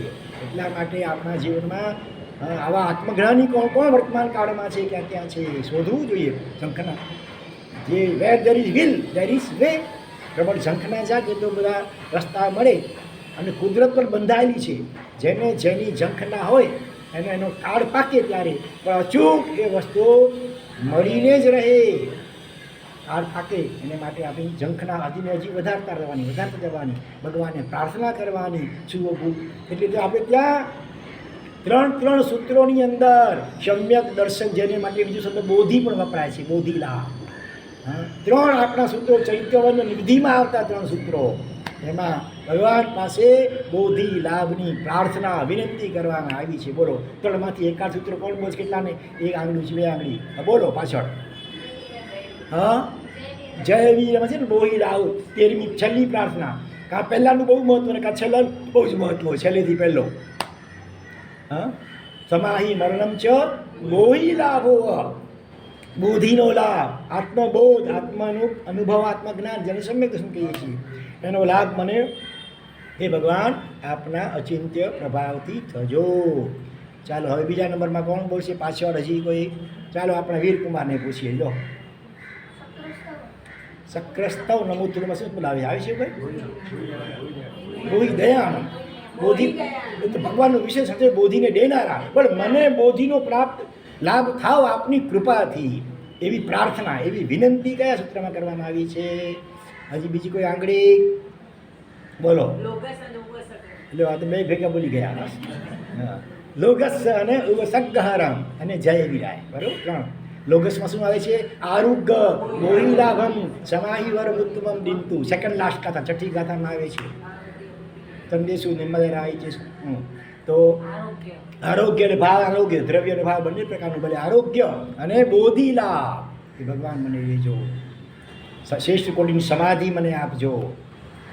અને ઓ સગરમાં શું આવે છે છેલ્લે? તાડેવ રિજ્ય બોહિમ ભવે ભવે પાસ. હે પાસનાથ જેનેશ્વર ભગવાન, મને ભવો ભાવ રિજ્ય બોહિમ, રિજ્ય એટલે દેજો, આપજો. શું? બોહિ એટલે બોધિ આપજો.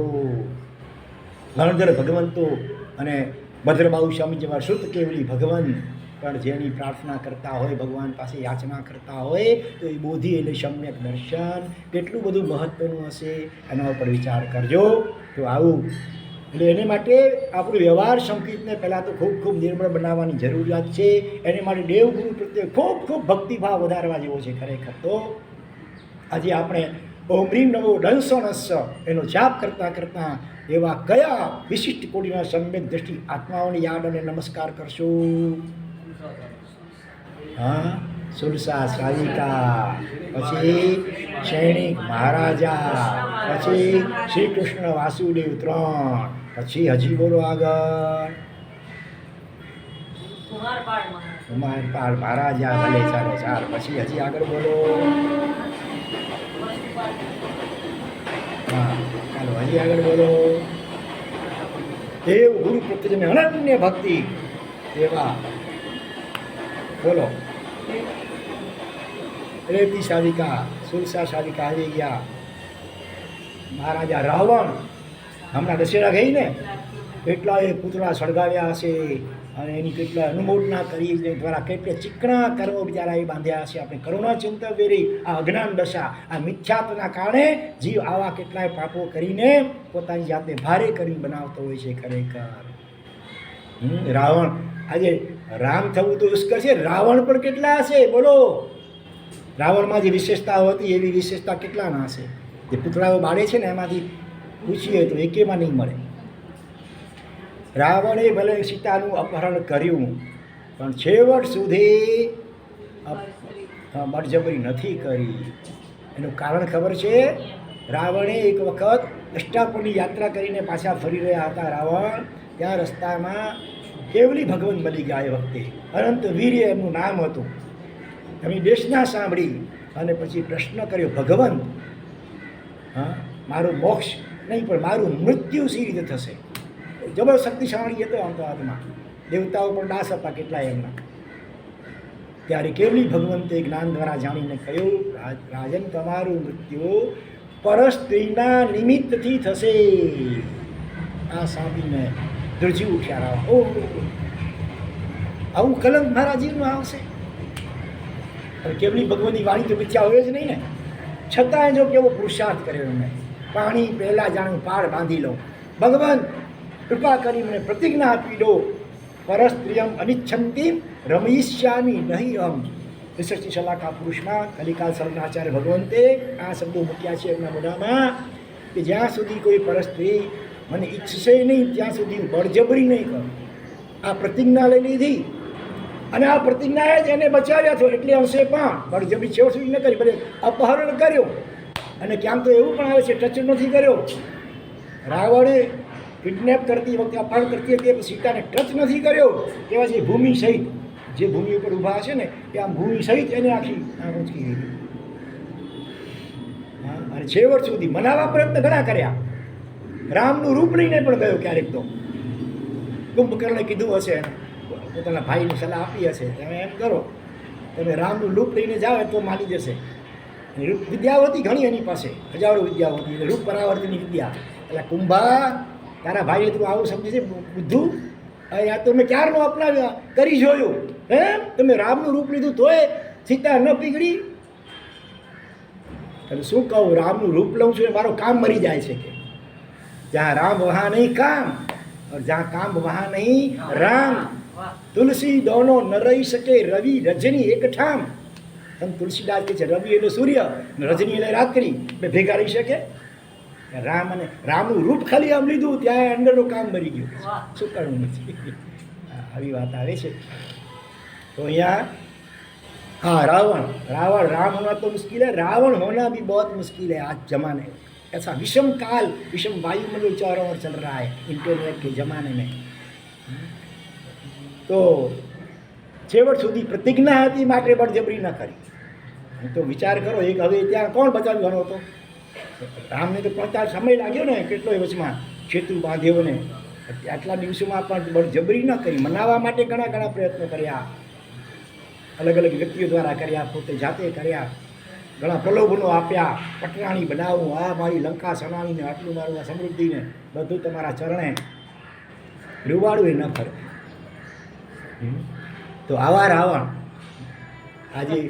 આજે પ્રતિજ્ઞા કેટલા લેનારા હશે? વ્રત ચાલો ચોથું વ્રત તૈયાર થશું ને? હવે તો ગઈકાલે મેં જાહેરાત કરેલી છે એ પ્રમાણે અડધી દીક્ષા, 5 જણાના દીક્ષાના મુહૂર્ત નીકળે હમણાં દશેરાના. તો અડધી દીક્ષા એટલે ચોથું બ્રહ્મચર્ય વ્રત. સજોડ્યો તો સજોડે, ને કદાચ સિંગલ હો કર્મ સંજોગે તો સિંગલ પણ લઈ શકો છો, પણ વિધિપૂર્વક ચોમુખ ભગવાન અને સકળ સંઘની કે ચતુર્થ સંઘની હાજરીમાં સાધ્વીજીને બોલાવી છું, ચતુર્વિશન થઈ જશે. તારીખ નક્કી થઈ છે હવે 24 તારીખનો રવિવાર. રજાનો દિવસ રવિવારો એટલે બધા આવી શકે સહેલાઈથી. આજે બી રવિવાર છે. આજે રવિવાર છે. હા, આજે 17 આવતા રવિવારે પૂરો અઠવાડિયાનો ટાઈમ છે ભાઈ. તમારે જેમને પણ સગા વાલાઓને આમંત્રણ આપવું હોય, નિમંત્રણ આપવું હોય આપી દેજો. હા, વ્રત લેવા માટે અથવા છેવટે અનુમોદના કરવા માટે પણ જરૂર બધા સારી સંખ્યામાં પધારે. પત્રિકામાં પણ કદાચ આવતીકાલે જાહેરાત આવી જશે. આજુબાજુના પરાઓમાં જે પણ તમારા પરિચિતો બધાને જાણ કરજો. અને અડધી દીક્ષા તુલ્ય ચતુર્થ વ્રત ક્યાં સુધી હવે માથે ધોળા થઈ ગયા. કેટલી નોટિસો આવી ગઈ, કાનમાં ને આંખમાં ને મોઢામાં ને પગમાં ને કમરમાં ને અત્યારે નોટિસો કેટલી બધી.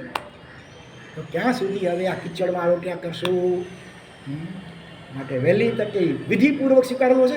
ગમે એટલી મોટી ઉંમર તો ભવાંતરમાં બીજા ભાવમાં નાની ઉંમરમાં પણ એવા ભાવ જાગશે, કાં તો સંપૂર્ણ દીક્ષા લેવાના ભાવ જાગશે. આ છેવટે પેથરસા, મંત્રીસર, દેલાસા વગેરેની જેમ 32-32 વર્ષની ભર યુવાવસ્થામાં હવે મંત્રીસરનો શું સાહેબીની કમી ના હોય એમ છતાંય પણ સજોડે બ્રહ્મચર્ય વ્રત સ્વીકાર્યા છે ને એમણે. વિજયા શેઠાણીની યાદ કરો. વર્તમાન કાળમાં એવા દાખલાઓ બની ગયા છે, મિની વિજય શેઠાણી જેવા.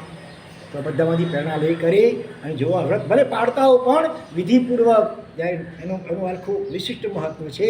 બીજાઓને પણ પ્રેરણા મળે, અનુમોદનાનો લાભ મળે.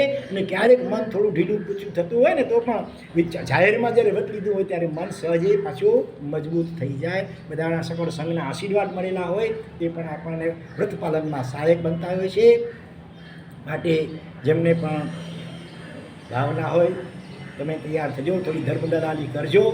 અને એ દિવસે ઓછામાં ઓછું એકાશણું થઈ શકે તો ઉપવાસ કે આંબે નહીં તો છેવટે એકાશણું પણ તબિયતના કારણે ન થાય તો 5 બાધી માળાનો જાપ એ દિવસે કરવાનો રહેશે.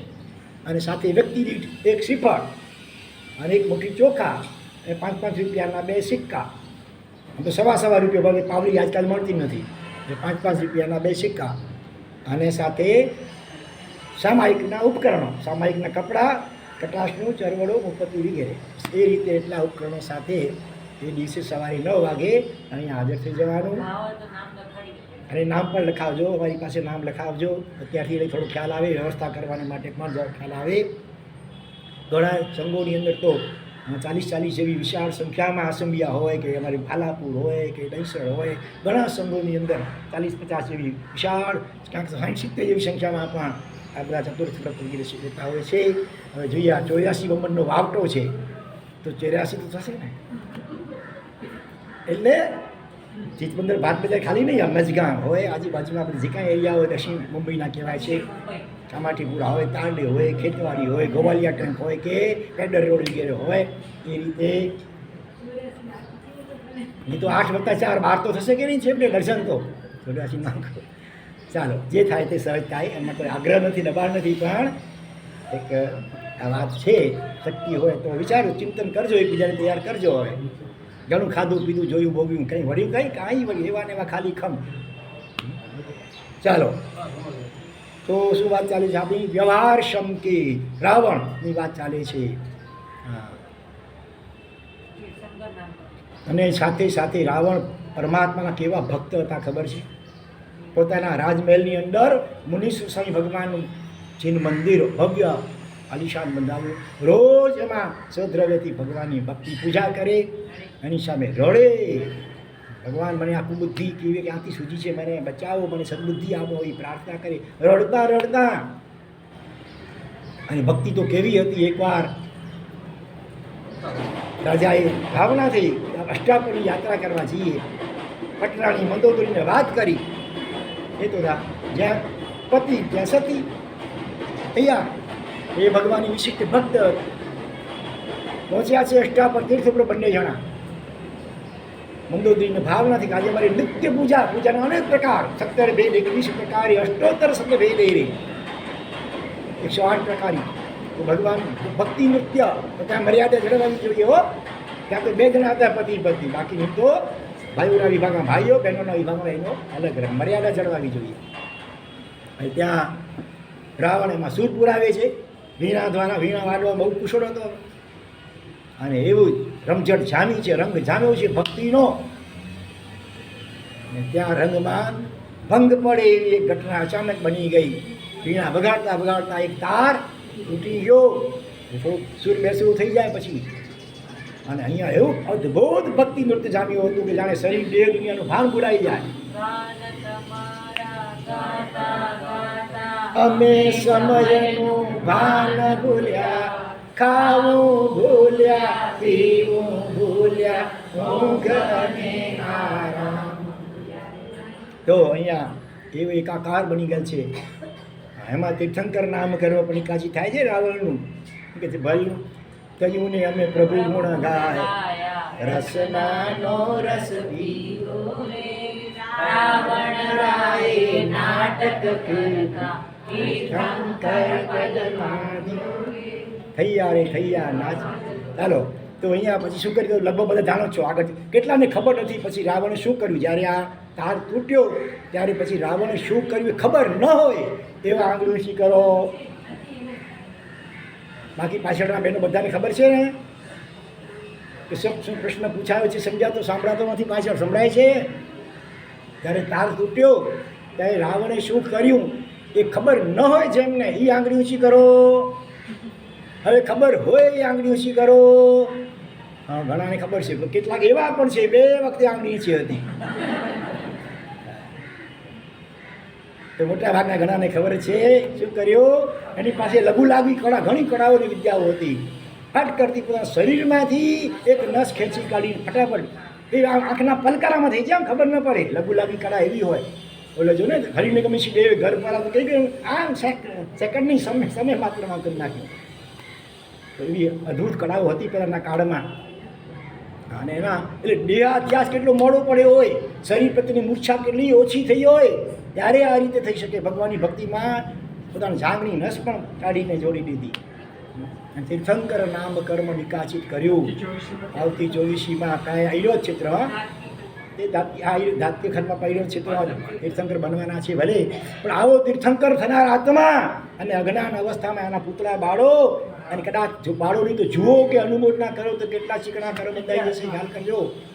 આ મિથ્યાત્વના કારણે અજ્ઞાનતાને કારણે આવું થાય. સમ્યક દર્શન હોય તો બધામાં ગુણ દેખાય. એમાં એમ થાય કે રાવણ જેવા ગુણ આપણામાં ક્યાં છે. રામ થવું તો મુશ્કેલ, પણ રાવણ હોના ભી મુશ્કેલ હૈ. આવી પ્રતિજ્ઞા લેવા કેટલા તૈયાર થાય છે. અને આજે તો આ કાળ એવું વિચિત્ર છે કે જેનું કંઈ બોલવા જેવું નથી, બોલતાય આપણને સંકોચ થાય. એવી દશા વર્તમાન કાળમાં છે. તો શું આપણને અધિકાર છે આવા રાવણ વગેરેના પુતળા બાળવાનો? ચાલો તો આવું નિર્મળ સમ્યક દર્શન. અને એ વખતે અચાનક કોણ આવી પડશું ત્યાં? રાવણ અને મંદોદરી ભક્તિમાં મસ્ત હતા. એ વખતે કોણ આવ્યા? નારદજી નથી આવ્યા.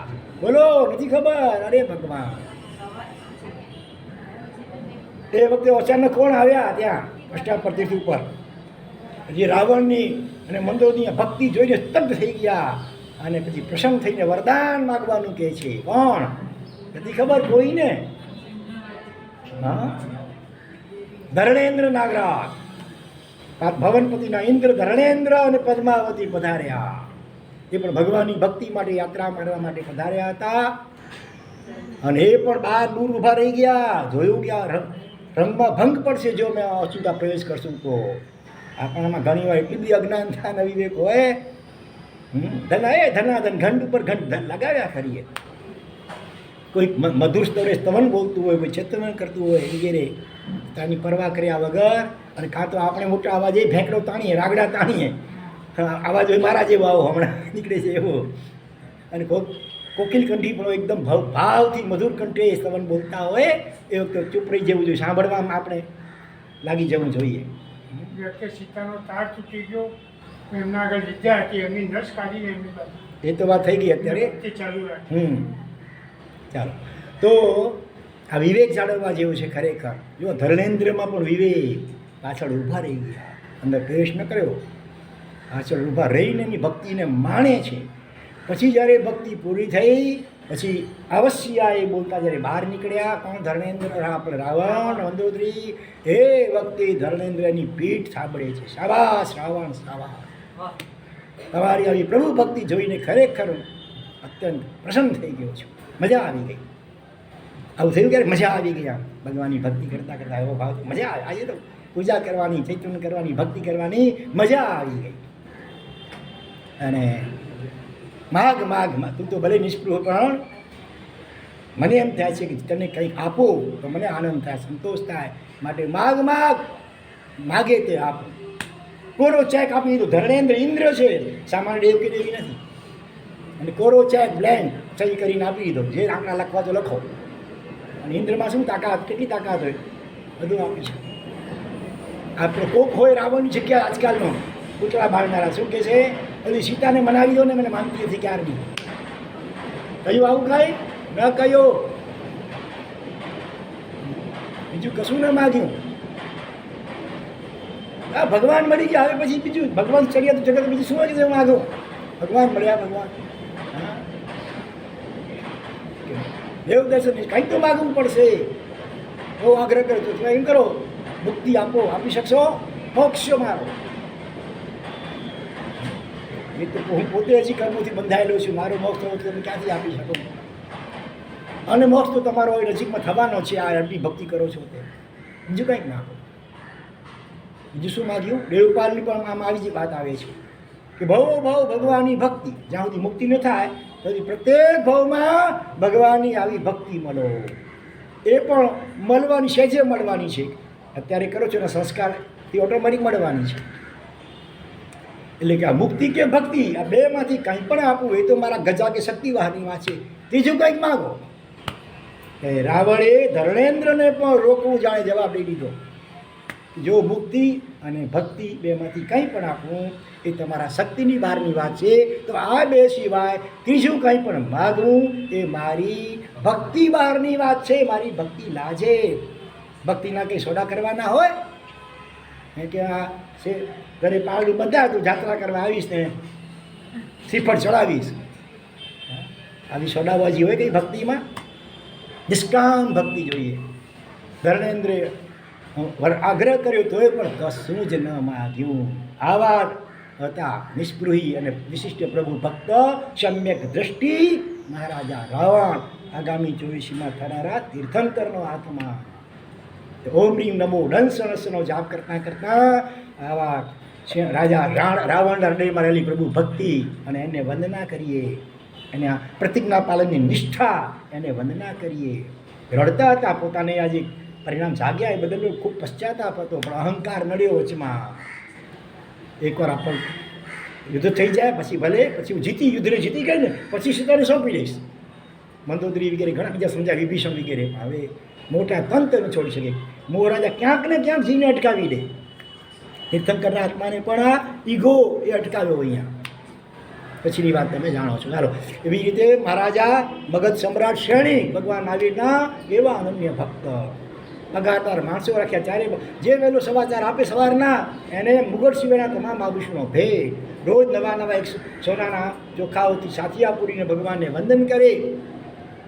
વ્રત નહીં, પચખાણ નહીં, ત્યાગ વસ્તુ કોઈનો, મહાપદ્મ તીર્થંકર થશે શ્રેણીક ઠાણાંગ જોઈ લ્યો.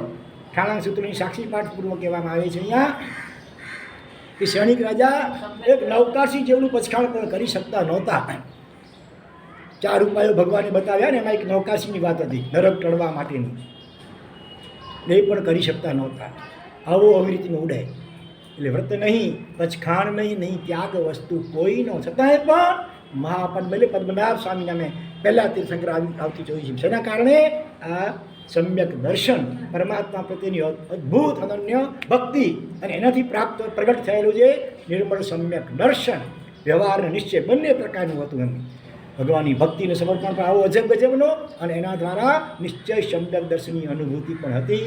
અને માટે આજે ભલે પહેલી નરકમાં છે, સંકિત પામ્યાથી પહેલાં મિથ્યાત્વની અવસ્થામાં સગર્ભા હરણીનો સ્વીકાર કરી રાજી થયા, ચીકણું બંધાઈ ગયું નરકનું આયુષ્ય, એના કારણે અત્યારે પહેલી નરકમાં છે. પણ ત્યાં પણ ક્ષમતાથી ભોગવે છે. બોલો, બીજા લોકો રાડા રાડની ચીસા દેશને આર્તને રુદ્ર ધ્યાન કરી નવા કરવો બાંધતા હોય બીજા નારકીઓ, આવી ભયંકર સ્થિતિમાં પણ અંદરથી પોતે સ્વસ્થ છે. આ સમ્યક દર્શન ગુણનો કેવો અદ્ભુત પ્રભાવ. ને સમ્યક તો નહીં તો સ્વર્ગમાં જઈશું ને, ત્યાં ઈર્ષ્યા અને કશાયોથી પીડાતા હોઈશું, ત્યાં સાચું સુખ નહીં હોય. સમ્યક દર્શન સહિત નરકમાં પણ જીવને સાચું સુખ હોય, ત્યાં ક્ષમતાનું સુખ હોય, ત્યાં સમ્યક તને વધુ નિર્મળ બનાવી શકે છે. તો આવું વ્યવહાર અને નિશ્ચય બંને પ્રકારનું સંકેત સમ્યક દર્શન આપણા જીવનમાં વધુ ને વધુ વિકસે. આજે વ્યવહાર દર્શનના કેટલી ગડબડ છે આપણામાં. ગંગા ગઈ ગંગાદાસ, જમના ગઈ જમનાદાસ. આપણે એકે દેવીને છોડીએ નહીં. ટાઈમ ઘણો થઈ ગયો તોય કહેવા વગર ચાલતું નથી. અખાને કહેવું પડ્યું ચાપખા લગાડો આખા ભગતને. એક મૂર્ખને એવી ટેવ પથ્થરે એટલા પૂજે નહીં. પાણી દેખી તુલસી દેખી તોડે પાન, પાણી દેખી કરે સ્નાન. ગંગા ગઈ ગંગાદાસ ને જમના ગઈ જમનાદાસ. રવિવારે વાંદરા જાય ને સોમવારે ક્યાં જાય શંકર ઉપર. મંગળવારે જાય સિદ્ધિ વિનાયક ને બુધવારે કોઈ બાપા દાદારામથી બાપા પાસે. બુદ્ધને ગુરુવાર 2 વાર બાપાના છે. શુક્રવારે સંતોષી માને, શનિવારે હળમાન તહેને સિંદૂર ચડાયેલા. અને ભગવાન જેવા ખાલી હરિયન માટે કયો વાર તો કે છે હું તને ભજું છું. હવે રવિવારે નથી રહ્યો, હવે ઉઘરાણી કરવા જવાનું ત્યાં પછી. આવી આપણી દશા છે. જ્યાં વ્યવહાર સંગીતના ઠેકાણા હતી. કચ્છમાં જાય ને ઘણા સીધા પહેલાં માતાના મળી જશે, પોતાના ગામે પછી હાજીપીર જશે. આ અને પોતાના ગામમાં મારા સાહેબ બિરાજમાન હોય ત્યારે પોતે ચાલી રહ્યા હોય ને બહુ બધું દેરાસર કદાચ જાય તો જાય. પેલો ઉપાસ છે નમો હોય. આ કોઈ પરિચિત મહારાજ સાહેબ હોય ને કંઈ હોય તો ઠીક છે, બાકી નહીં તો શેષ ચોમાસુનો શેષકાળ હોય તો પૂછાય કરો કે કોઈ મહારાજ સાહેબ બિરાજમાન છે કે કેમ. તો પહેલાં ચાલો દર્શન ઘરે પછી જવું જોઈએ. ખરેખર તો પહેલાં દેવગુરુને વંદન, પહેલાં દેરાસરના ભગવાનના દર્શન ચૈતન્ય વગેરે કરવું જોઈએ. ઉપાસ્યમાં હે છે એવા પણ છે. દર પૂર્ણિમે જાય છે, ઓમ જાય, સુથરી પણ જાય છે, કોઈ શંકેશ્વર જાય, કોઈ પાલિતાણા જાય. તોય માનવ સાને તું પ્રભુને ભૂલી જાય. એટલે ખૂબ ગંભીરતાથી ખરેખર આ બધા મુદ્દાઓ વિચારવા જેવા છે. ભગવાનને પ્રાર્થના કરીએ આપણને સૌને એવી સદબુદ્ધિ મળે કે આપણો વ્યવહાર સંકિત આપણે ખૂબ નિર્મલ ચુસ્ત બનીએ. ઘણા દૃષ્ટાંતો છે હરણનક શ્રાવક વગેરેના, નવીનભાઈ ગાંધી વગેરેના.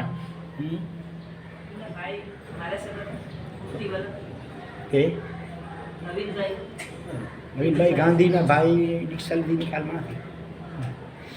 ચાલો, તો આ તો પહેલો વિષય થયો. હજી આપણો બીજો વિષય છે હવે શ્રીપાદ ચરિત્ર. એનાથી પહેલાં મંગલાચરણ કરીએ. અણુ પરમાણુ શિવ બની જાઓ, આખા વિશ્વનું મંગળ થાઓ, સર્વે જીવો મોક્ષે જાઓ, હરહં મૈયા અમર તપો. ઓમ શાંતિ શાંતિ શાંતિ. ગણે લોકના સર્વે જીવોનો કલ્યાણ મંગળ અને શીઘ્ર મોક્ષ તાઓ. એવી મંગલ ભાવના પૂર્વ નમો હરિહંતાણામ, નમો આયરિયાણામ, નમો લોએ સબ સાહુણામ, સબ પાવપણાસણો બડમંગોઈ મંગલમ, નમો સિદ્ધાણામ, નમો ઉવજાયાણામ, એસો પંચનમુકારો મંગલાણં ચ સવેશે. નમો હરિહંતાણામ, નમો આયરિયાણામ, નમો લોએ સબ સાહુણામ, સબ પાવપણાસણો બડમંગોઈ મંગલમ. આજથી 4 વર્ષ પહેલાં અમારું ચોમાસું બોરીવલીમાં હતું, મુંબઈમાં. એ વખતે આખું ચોમાસું સંકેત 67ની સજ્જાએ એના ઉપર જ એ આખું ચોમાસું વ્યાખ્યાન ચાલુ હતું. એટલે ખરેખર આ સજ્જાએ કંઠસ્થ કરેલી છે, કરવા જેવી છે. એની અલગ અલગ ઢાળો છે, રાગો બહુ સરસ છે. તો તમે સજ્જાએની જગ્યાએ પ્રતિક્રમણની અંદર પણ અલગ અલગ ઢાળ એની વારાફરતી બોલી શકો છો. તો હવે શ્રીપાદ ચરિત્રમાં શ્રીપાદ પરદેશ નીકળ્યા છે જવા માટે. અને રસ્તામાં કેટલી રાણીઓ થઈ ગઈ છે ઓટોમેટિક સહજતાએ? 4 થઈ ગઈ. હજી બીજી 4 આજે આપણે પરણાવી છે. ટોટલ 8. અને પાછા ઘરે પણ પહોંચતા કરવાના છે માતા પાસે. એટલું આજે આપણે વિચારવાનું છે. જરાક ઝડપે આગળ વધીએ તો એકવાર શ્રીપાળ કુમાર એ છેલ્લે કયા રાજા હતા એમને રાજમહેલ આપ્યો હતો જે એમાં રહ્યા છે વસુપાલ રાજા પશુપાલ થાણા નગરીના. હા. અચ્છા, અને મામા પણ સંસાર મામા પણ થાય એના.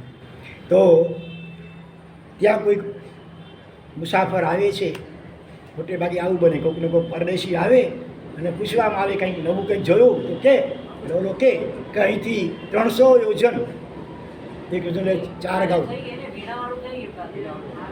બીજો આવે છે ધીરે ધીરે. એ 400 યોજન હતા, હવે આ 300 યોજન. કંચનપુર નામે નગર, વજ્રસેન રાજા, કંચનમાલા રાણી અને એમની દીકરી જેનું નામ શું છે? ત્રૈલોક્ય સુંદરી. હવે બધી સુંદરીઓ આવશે. પહેલાં મદન 3માં મદન આવ્યું હતું, મદન સેના, મદન મંજુષા, મદન મંજરી, પછી ગુણ સુંદરી ગઈકાલે ચોથી, અને 5મી આવે છે ત્રૈલોક્ય સુંદરી. એ ઉંમરલાયક થઈ એટલે પછી પહેલાંના કાળમાં આવું કરવામાં આવતું હતું ઘણીવાર, એ સ્વયંવર મંડપ રચાવવામાં આવે. હા, એ વખતે કોલેજ ભણે ત્યાં પસંદ કરી લે એકબીજાને, એવું નહોતું. એટલે રાજા પોતે ચારે બાજુ સમાચાર મોકલાવે રાજાઓ રાજકુમારોને, અને સ્વયંવર મંડપ, સ્વયં એટલે પોતાની મેળે વરને પસંદ કરવાનું. તો એ રીતે અલગ અલગ કેટલા રાજ્યોના રાજાઓ અને રાજકુમારો બધા ત્યાં પધાર્યા હતા. અને હા, આવતીકાલે દિવસ આવે છે કે છે 300 યોજન દૂર છે, અને આવતીકાલે ત્યાં સ્વયંવર મંડાવવાનું છે.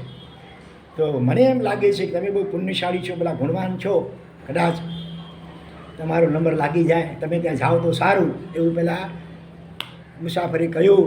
અને આની પછી તો હાર હતો, એ હાર કોણે આપ્યો તો? વિમલેશ્વર દેવે. એમાં 4 ગુણ હતા ને, જ્યાં જવું હોય તો તરત પહોંચી જવાય. પછી જે રૂપ લેવું હોય એવું રૂપ લઈ શકાય. પછી જે કળા વગર શીખીએ કોઈ પણ કળા આવડી જાય. અને ચોથું ઝેર ઉતરવાનું. તો એ તરત પહોંચી જાય છે હાર દ્વારા. ત્યાં કુબડાનું રૂપ લે છે, જાણે કૌતુક કરવા માટે લોકો હસવા લાગ્યા. તને રાજકુમારી તને જ ભરશો, મસ્કે ટોન્ટમાં કહેવા લાગ્યા. કાંઈ વાંધો નહીં, તો મૂછમાં મરક મલકે છે, હસે છે. બીજા બધાને કુબડો દેખાય અને રાજકુમારીને એના મૂળ સ્વરૂપે દેખાય. અને ઓલી પ્રતિહારી હોય ને દ્વારપાળાની, એ પછી બધા રાજાનું વર્ણન કરે, એના દેશ કયો, એના શું પરાક્રમ, શું ગુણો છે, શું વિશેષતા વર્ણન કરતી આવે. અને દરેક રાજાને એમ થાય કે આ માથું નમા દે, આમ હમણાં જ મારા માથામાં ગળામાં નાખશે. પણ ઓલી આગળ વધતી જાય, બધા રિજેક્ટ કરે એકાએકને. બધાને હાહાકાર મચી ગયો, કોઈને પસંદ ન કરે. આ તો કેવી રાજકુમારી! અને છેલ્લે ક્યાં છે? કુબડાના કંઠમાં જઈને વરમાળ આરોપી, અને હાહાકાર મચી ગયો કે આ શું, આ રાજકુમારી શું કરી રહી છે? આવા રૂડા રૂપાળા અને ગુણવાન અને પરાક્રમી રાજકુમારો છોડીને આવા કુબડાના ગળામાં હડમાળા નાખી, અને પેલા તો લડવા તૈયાર થઈ ગયા આની સામે. અને પછી તો એનું આખરે વિનંતી કરે છે, ચમત્કાર કંઈક દેખાડે છે, અને છેવટે પોતાનું મૂળ રૂપ પ્રગટ કરે છે. ત્યારે એનું રૂપ, એના ગુણો જોઈને બધા શાંત થઈ ગયા. અને આખરે એ રીતે ત્રૈલોક્ય સુંદરી રાજકુમારી સાથે એના ત્યાં ધામધૂમથી લગ્ન થયા. 5 થઈ ગયા. ચાલો આગળ વધીએ. પછી વળી એક દિવસ કોક સાર્થવાર ત્યાં આવી કરીને કહે છે કે જલપત્તન નામનું નગર, ધરાપાલ રાજા, ગુણમાલા રાણી, એમની દીકરી છે શૃંગાર સુંદરી. પાછળ સુંદરી આવશે, શૃંગાર સુંદરી. અને એ જૈન ધર્મમાં એકદમ નિષ્ણાત છે, દ્રઢ સમ્યક બુદ્ધિ છે, વ્યવહાર સંકેત પણ છે એનું, દેવગુરુનું અનન્ય ભક્તા છે. અને એણે સંકલ્પ કર્યો છે કે જે એના 5 ઉખાણા પાડ પૂર્તિ રૂપે પૂરી આપશે, સાચો જવાબ આપ સંતોષકારક, એને વર્ષે રાજકુમારી. અનેક રાજકુમારો રાજાઓ આવ્યા, ઉખાણાઓ પૂછવામાં આવ્યા, સંતોષકારક જવાબ કોઈ ના આપી શક્યા. છેવટે આ પહોંચી જાય છે કુબડા વેશે ત્યાં. અને પછી એ રાજકુમારી પોતે પ્રશ્ન પૂછી હતી, 5 સખીઓ અલગ અલગ હતી. વારાફરતી એક સખી દ્વારા એક પ્રશ્ન પૂછાવતી જાય છે. અને ત્યારે શ્રીપાળ પણ પોતે જ નથી ડાયરેક્ટથી આપતા. ત્યાં બધા મંડપ બાંધેલો હોય, એમાં બધી પૂતળીઓ હોય ને, પૂતળીઓ હોય, બધું સ્ટેચ્યુ, એના ઉપર હાથ મૂકે તો એને વાચાસ ભૂરે અને એ જવાબ આપે. આવી રીતે જવાબ આપ્યો. શું હતા? હા, સંક્ષેપમાં જો એક છે મનવાંછિત ફલ થાય.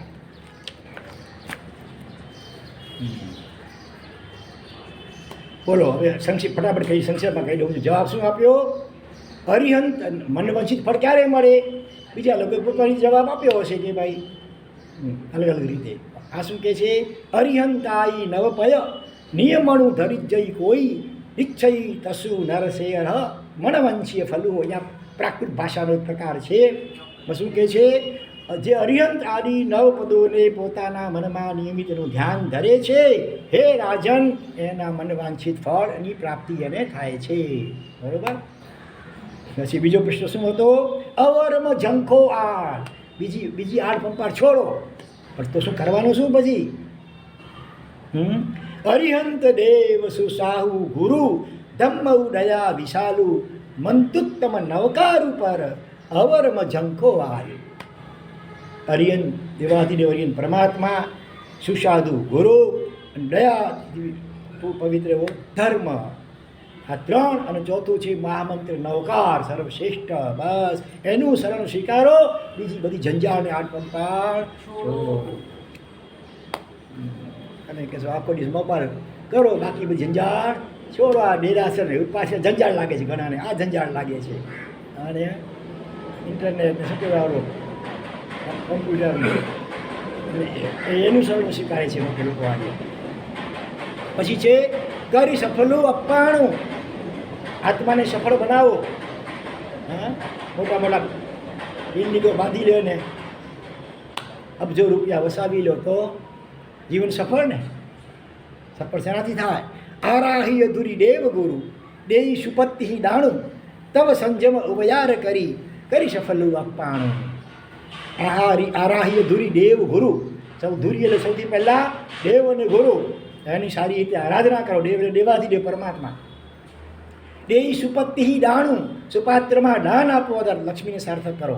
અને તવ સંજમ, તપ અને સંયમના સ્વીકાર દ્વારા આત્મા ઉપર ઉપકાર કરો, પોતાની જાત ઉપર ઉપકાર કરો, અને એ રીતે પોતાના આત્માને અને મનુષ્ય જન્મને સફળ બનાવો.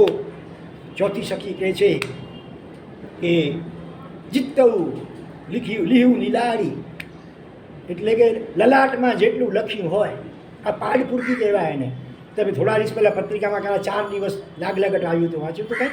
શું હતું એ પહેલાં? 4 દિવસ સંસ્કૃત શ્લોકો આવતા હતા, અને નીચે એનો અનુવાદ પણ આવતો હતો. એનું હેડિંગ શું હતું, એ શું કહેવાય એ યાદ નથી. સાહેબનો જ્યારે દિવસ આવતો ને તિથિ, ત્યારે લાગલાગટ 4 દિવસ. કયું? ભક્તામર, ગુણ ભક્તામર. ગુણ ભક્તામર નામ કેમ મળ્યો? તો કે 44 ગાથા હતી, એમાં પણ 11 ગાથા 4 દિવસ. એમાં ચોથી લીટી ભક્તામરની હોય.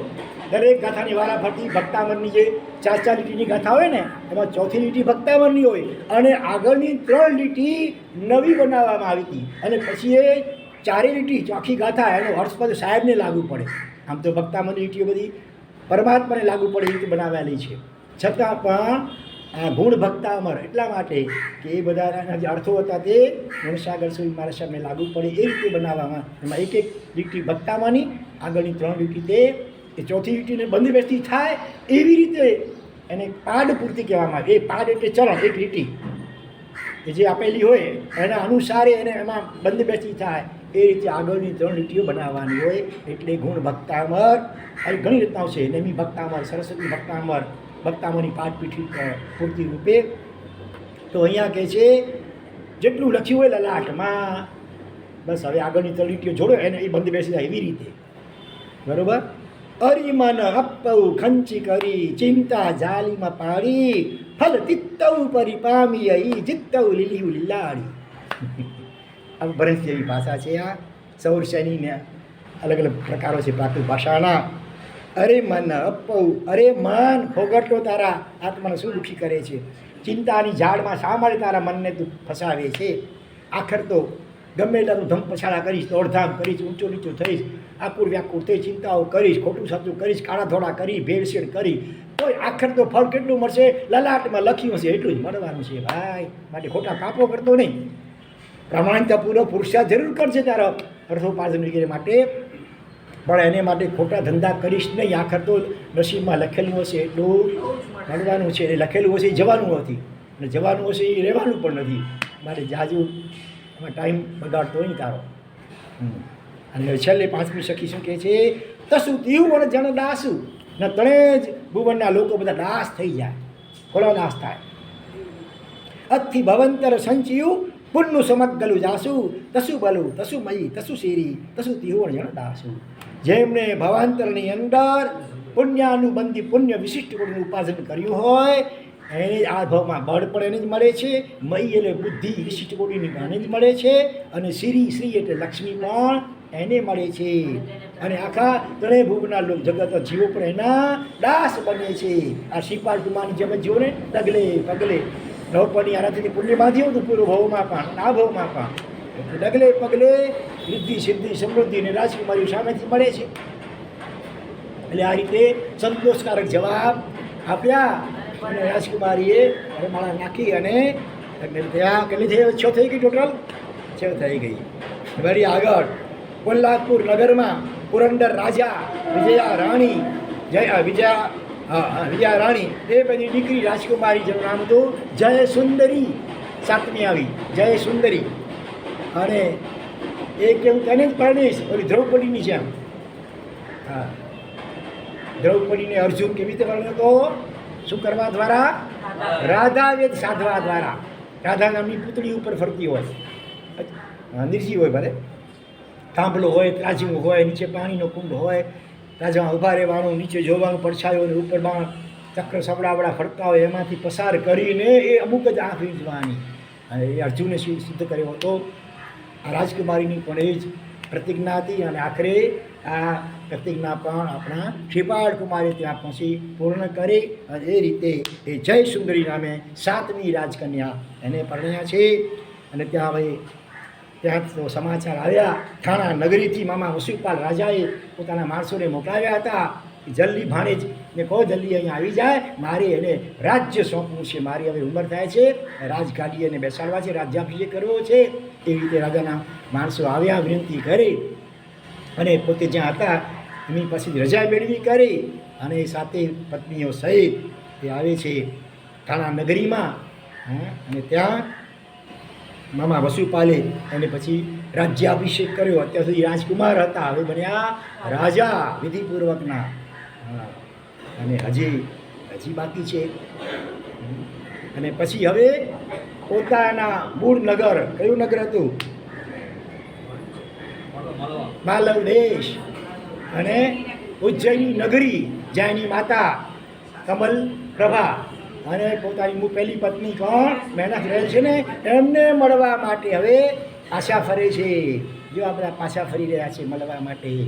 તો એવી રીતે પાછા ફરી રહ્યા છે. રસ્તામાં સોપારક નગર એટલે હાલનું નાલા સોપારા આવ્યું. આ નાલા સોપારા શબ્દ સાંભળ્યો ને એટલે અનુમોદની તમને સમાચાર આપી દઉં, મને યાદ આવ્યો હમણાં જ કે આ ઓળીના જે દાતા છે ને ભાગ્યશાળી ફરાદરીના જે પરિવાર, શું નામ? મેઘજી કે શું નામ? મહેશભાઈ સાબરાઈ ના ફરાદી માયાના વેવાય છે પ્રાય. તો એમણે જે 9 દિવસની અહીંયા હોળીનો લાભ લીધો છે ને, નામ ભલે અલગ અલગ આપ્યા છે પોતાના પરિવારના છે, સાંભળો. તો માત્ર એમણે અહીંયા લાભ લીધો છે એવું નહીં, ખબર છે કેટલા હતા? કેટલી ઠેકાણે? 9 ઠેકાણે. એ 9 ઠેકાણા કયા જો 3 તો માજનના સ્થળ, ચીચબંદર, લાલવાડી અને ઘાટકોપર. હવે ઘાટકોપરમાં ચોથું અસલ ફાવી લે ત્યાં પણ છે. 4 થયા. પછી નાલા સોપારક આવ્યું ને, એટલે નાલા સોપારા ઈસ્ટ ને વેસ્ટ બંને, એટલે 6 થયા. ખાર ઈસ્ટમાં એટલે 7 થયા. ફરાદરી પોતાનું મૂળ ગામ એટલે 8 થયા. ફરાદી પોતાનું વેવાઈનું ગામ બને. હજી એક રહી જાય છે, 9મું કયું? શાંતાનું છે એવું છે. અને હવે જો કે હોઈ શકે. એટલે આ 9મું આવ્યું તો બધા અટકી ગયા. ભલે. તો આ 9 સંઘોમાં આ પહેલું આવું સાંભળ્યું છે, એક જ પરિવાર અલગ અલગ એક સાથે. મુંબઈમાં 8 ઠેકાણે, 9 ઓળી કચ્છમાં છે. આવી રીતે 9 સંઘોમાં 9 દિવસના અમીરનો લાભ આ પરિવારે લીધો. અનુમોદના અનુમોદના અનુમોદના અનુમોદના અનુમોદના અનુમોદના. ચાલો. તો રસ્તામાં નાલા સોપારા તે વખતે સોપારક પત્તન શહેર તરીકે ઓળખાતું હતું ત્યાં આવે છે, જ્યાં મહસન રાજા એમની દીકરી હતી તિલક સુંદરી. એને સર્પે ડાંસ દીધો તો મૂર્છિત થઈ ગઈ હતી. ઘણા ઉપચારો કર્યા, ઝેર ઉતરતું નથી અને કુદરતી આ ત્યાં પહોંચે છે શિપાળ. હવે રાજા બની ગયા છે શિપાળ. રાજા કે મહારાજા જે કહો તે. અને આ સમાચાર એમણે પણ સાંભળ્યા. અને એની પાસે તો ઓલો હાર હતો પ્રભાવશાળી, ઝેર ઉતારનારો. પાણીમાં નાખ્યો, શિક્ષકનું ધ્યાન ધર્યું અને પાણી છાંટ્યું, ઝેર ઉતરી ગયું. સ્વાભાવિક છે. પછી તો રાજા એમને જ પરણાવે. એટલે આ રીતે 8મી રાણી થઈ ગઈ. આ 8 નામ મદન સેના, મદન મંજુષા, મદન મંજરી, પછી ગુણસુંદરી, ત્રૈલોક્ય સુંદરી, શૃંગાર સુંદરી, જય સુંદરી અને તિલક સુંદરી. 8 પત્નીઓથી પરિવરેલા એવા શિપાળ હવે 9મા મેણા સુંદરીને મળવા જાણે જઈ રહ્યા છે. તો કેવું દ્રશ્ય લાગે છે? અહીંયા 4 ઉપમાઓ આપી છે. જૈન શાસનમાં 8ની સંખ્યાવાળા 4 પદાર્થોમાંથી એકાદ પદાર્થો બોલો કોઈ. 8 શું છે? 8 પ્રવચન માતા, પછી 8 દ્રષ્ટિ યોગની,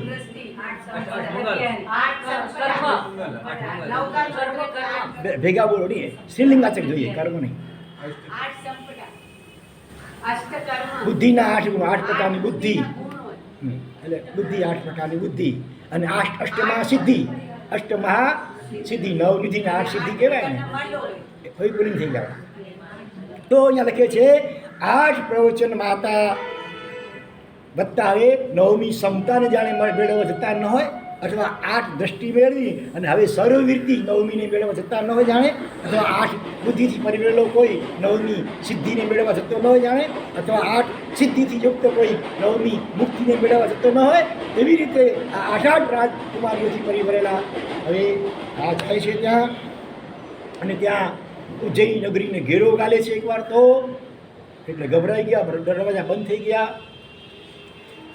આપસમાં મા સાસુને બહુ વાત કરે છે. કમલપ્રભા માતા કહે છે, બેટી આપણે મેણાસુરીને, અરે રે મારો દીકરો પરદેશ ગયો, કેટલો સમય થઈ ગયો, હજી સુધી આવ્યો નથી, અને આ કોઈ બળવાન શત્રુ રાજાએ ઘેરો ગાલ્યો છે, હવે આપણું શું થશે? ત્યારે મેણાસુરી શું જવાબ? માતાજી ચિંતા ન કરો, આપના સુપુત્ર આજ આવવા જ જોઈએ. કેમ ખબર પડી? કંઈ જ્ઞાનબાન અવધિજ્ઞાન થયું? એ જમાનો ફોન મળતો હતો ને કાંઈ.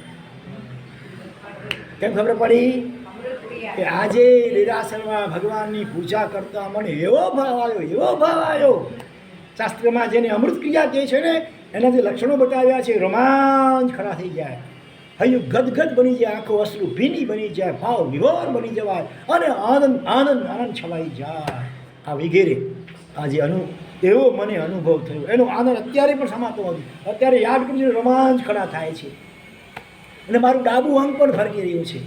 આ બધા ચિહ્નો પછી લાગે છે એ શુભ સમાચાર જલ્દીમાં જલ્દી મળવા જોઈએ. તમે ચિંતા ન કરો. અને હજી શબ્દો પૂરા થાય ન થાય ત્યાં તો શિપાળે બહારથી અવાજ કર્યો, માતાજી દરવાજો ખોલો. હું શિપાળ આવી ગયો. આ મૃત્યુ આ તત્કાલ ફળ આપે. આ તો ભલે બાહ્ય ફળ છે. દરવાજો ખોલ્યો. હા, મેણાસુરી પહેલાં તો શિપાળ પોતાની માતાને પગે લાગે છે. એટલે ઓલી 8 જે રાજકન્યાઓ છે પત્નીઓની, એ પણ સમજી ગઈ કે આ અમારા સાસુ માતાજી છે, એટલે એ પગે લાગે છે. પછી મેણાસુંદરીને પ્રેમથી બોલાવે છે શિપાળ. સમજી ગઈ 8 કે આ મારી જેઠાણી છે. હા, એટલે એ બધી પણ એમને જેઠાણીને પોતાની પગે, સગી બહેનની જે મોટી બહેનની છે, જેઠાણી સમૂહ કેવો હોય, સગી બહેનો જેવો હોવો જોઈએ, એ પગે લાગે છે. આ રીતે રસપરસ ઔચિત્યનું પાલન માતા આશીર્વાદ આપે છે બધાને. અને પછી શિપાળ કુમાર શું કરે છે? પૂછે છે, બોલો તમારા નહીં. એકવાર માતા અને મેણાસુંદરી એમને માતાને ખભા ઉપર બેસાડીને મેણાસુંદરીને આમ પર બે હાથમાં લઈ કરી જાણે, અને વિદ્યાઓ હતી હવે કેટલી બધી. એટલે એ રીતે હારના પ્રભાવે છાવણી ટેન્ટમાં પહોંચે છે. નગરની બહાર તંબુ હતા ને ત્યાં પહોંચે છે. ત્યાં બાકીની કન્યાઓ ત્યાં રહેલી હતી. ત્યાં પછી બધા એનું મિલન થાય છે, પગે લાગે છે, આશીર્વાદ આપે છે. પછી મેણાસુંદરી પૂછે છે કે બોલો, શિપાળ પૂછે છે કે તમારા પિતાને કેવી રીતે બોલાવું, પ્રજાપાળ રાજાને, જેમણે તમારું આ રીતે અપમાન કર્યું ભરસભામાં ને આવું બધું કર્યું, કે હવે તું કઈ રીતે બોલાવું?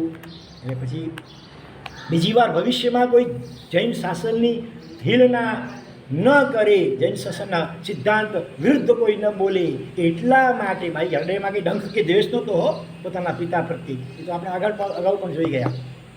એટલા એક દાખલો બેસાડવા માટે લોકો બધાને પણ ખ્યાલ આવે કે ધર્મની શું પ્રભાવ છે, એટલા માટે એમણે કહ્યું કે ખભા ઉપર કુવાડો લઈને એમને અહીંયા તેડાવો, સંદેશો મોકલાયો. એક વાર તો રાજા નારાજ થાય છે કે મંત્રીશ્વર બહુ સમજુ વિવેકી હતા કે રાજા મરવાન સામે સંધિ કરવી જોઈએ, સામે ન પડાય. અને આખરે એ પ્રમાણે ત્યાં પહોંચે છે.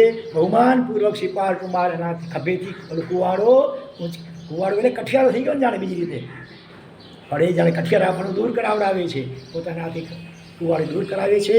પરિચય થયો અને પછી કહ્યું, જુઓ પિતાજી, આ તમારા જેમને તમે આપી મને સોંપી હતી એ આપના જમાઈ રાજ આ સ્થિતિમાં છે, એની આ સમૃદ્ધિ વગેરે જોઈ કરી અને પ્રજા પણ રાજા પણ ઓવારી ગયો, મસ્તક અહોભાવથી ઝૂકી ગયો, હાથ જોડીને માફી માગી. ખરેખર તો એ વખતે મેં ક્રોધના આવેશમાં આવીને ઘણું બેટી મેં આ કાર્ય કર્યો, પણ ખરેખર તારી વાત સાચી છે કે જગતના જીવો સુખ કે દુઃખ જે પણ મેળવે છે બધો પોતાના પુણ્ય કે પાપ કર્મને અનુસારી, બીજા જીવ તો નિમિત્ત માત્ર છે. એ વાત તારી તદ્દન સાચી છે. આ રીતે થયું. અને પછી ત્યાં હવે આ બધું મિલન થયું એટલે મનોરંજન ખાતર નાટક ત્યાં શરૂ થાય છે. અને એ નાટકમાં એક જે નટી હતી એ પોતાનું જે ડ્રામા પાર્ટ હતો એ ભજવતી નથી. આમ એકદમ ઉદાસ થઈને આમ બેઠી છે, આંખમાંથી આંસુ ટપકી રહ્યા છે. એને જ્યારે કારણ પૂછવામાં આવે છે ત્યારે કહે છે કે ક્યાં માલવ ક્યાં શંખપુર, ક્યાં બબ્બર ક્યાં નટ્ટ, સુરસુંદરી નચાવ્યો દૈવે દલ્યો વિમરષ્ટ.